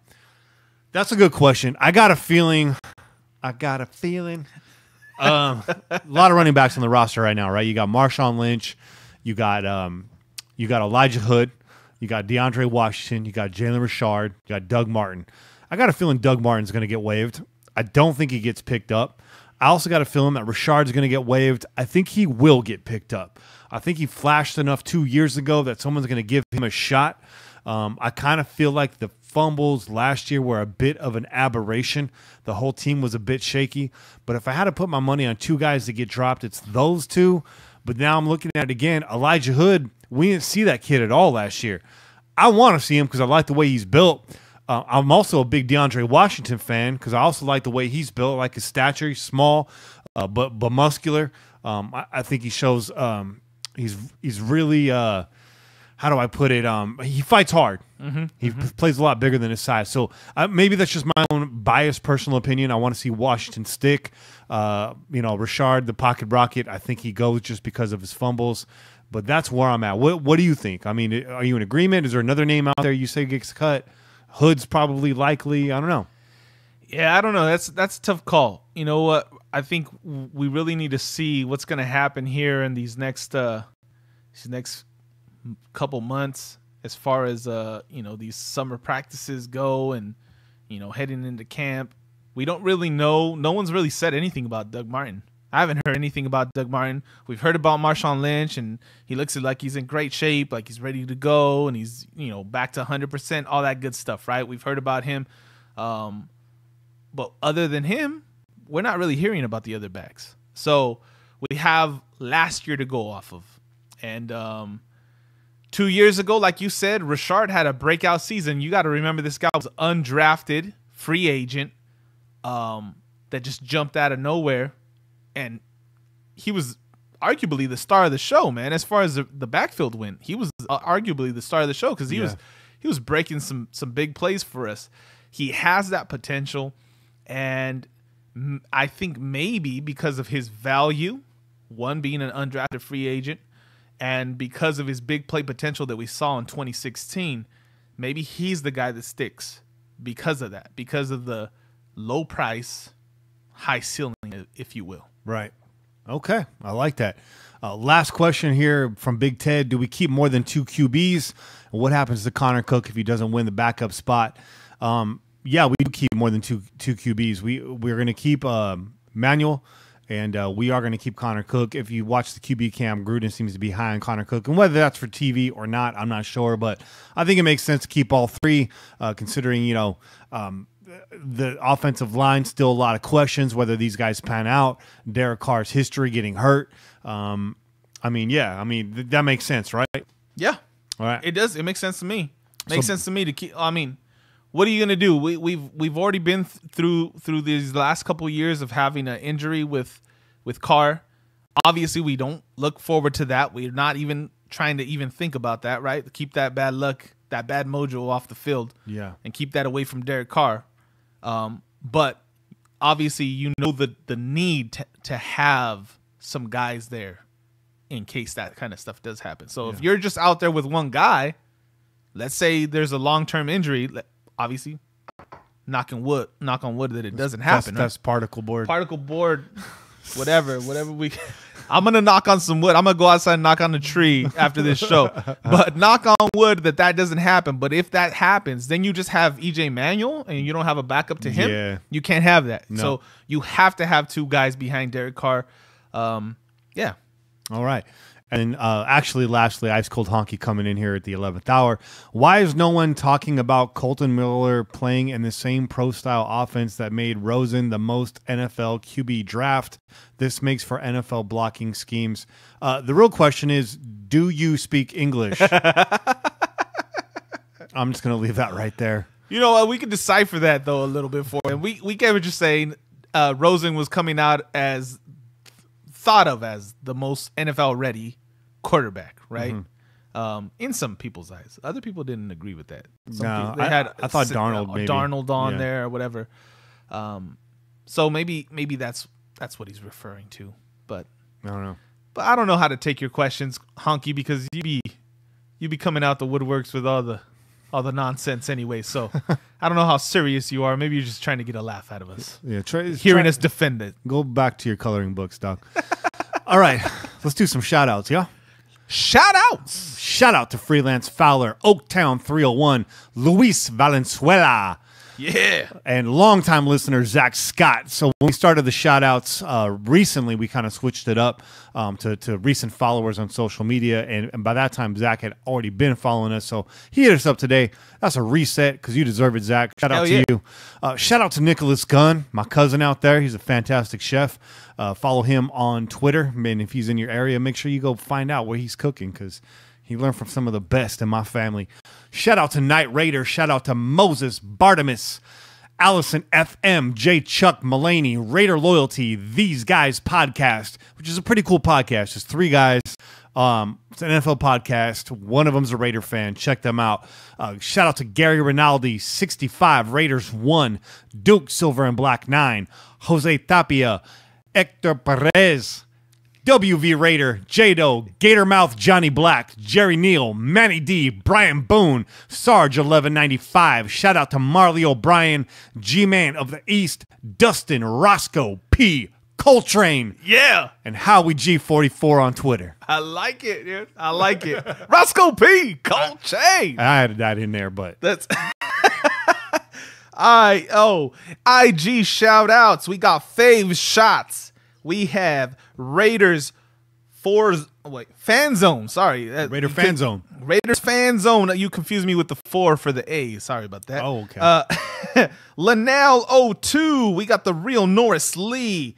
And last but not least, JVZ. Thank you guys for the follows, man. We appreciate that. Yeah, absolutely. And one last question. You said Don Day was saying he was watching the 2000 year. He thinks this year will mirror it. Your thoughts? I don't know if you mean by results, win-loss, or if you're talking about play calling. If you're talking about play calling, it won't, man. This is going to be a brand new playbook. Don't read into the John Gruden taking it back to 98. That's not what's going on. This is going to be revamped. This is a different team. John didn't coach the same way in Tampa that he coached in Oakland originally, so I don't think this is going to be similar. I think it's going to be very different. Ice Cold Honky giving me the middle finger emoji. We love you too. And that's it. I don't know where that finger's been, bro. Put it away. Anyways, that's it for this week's show. Tune in every week wherever podcasts are found. And if you can't find it, go download the official Pillaging app available for iOS and Android. They're on your app store. It's a great way to find the show, listen to all the archived episodes. If we got bonus content, it's going to go to the app exclusively. You can also go to the website, read the articles when they start popping up, get into the comments section at the website. It also has the phone number. You can call us directly from the app. It's got our Twitter. It's got our Instagram. It's got our email. So send the hate mail, all that, straight from the app. Ice Cold Honky's downloading it right now. Make sure you go over to pj4f.com/shop. Get dipped in some fresh Pillaging gear. Yeah. Get your t-shirt, get your coffee mug, get all that stuff. Rep your favorite podcast. Rep Raider Nation. And I'm Kenny Stapler, joined as always by your boy Jay. And we out here. Peace. Go Raiders. Touchdown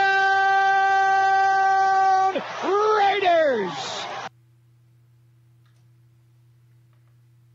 Cool. Oh, yeah. All right, YouTubers. Thanks for joining us, you pillagers out there on YouTube.com. Stay tuned. We'll be coming back at you guys next week with another live stream. It'll be same bat channel, same bat time. You got it. Anything you want to say to YouTube? Hey, man, we appreciate you guys so much, man. You guys are definitely make this live feed worth it. We love the back and forth, all the comments and all that stuff. So keep it coming, man. Encourage other people to jump on. If you know any other Raider fans, we appreciate all of it, man. Absolutely. Spread the word. Word is bond, as they say.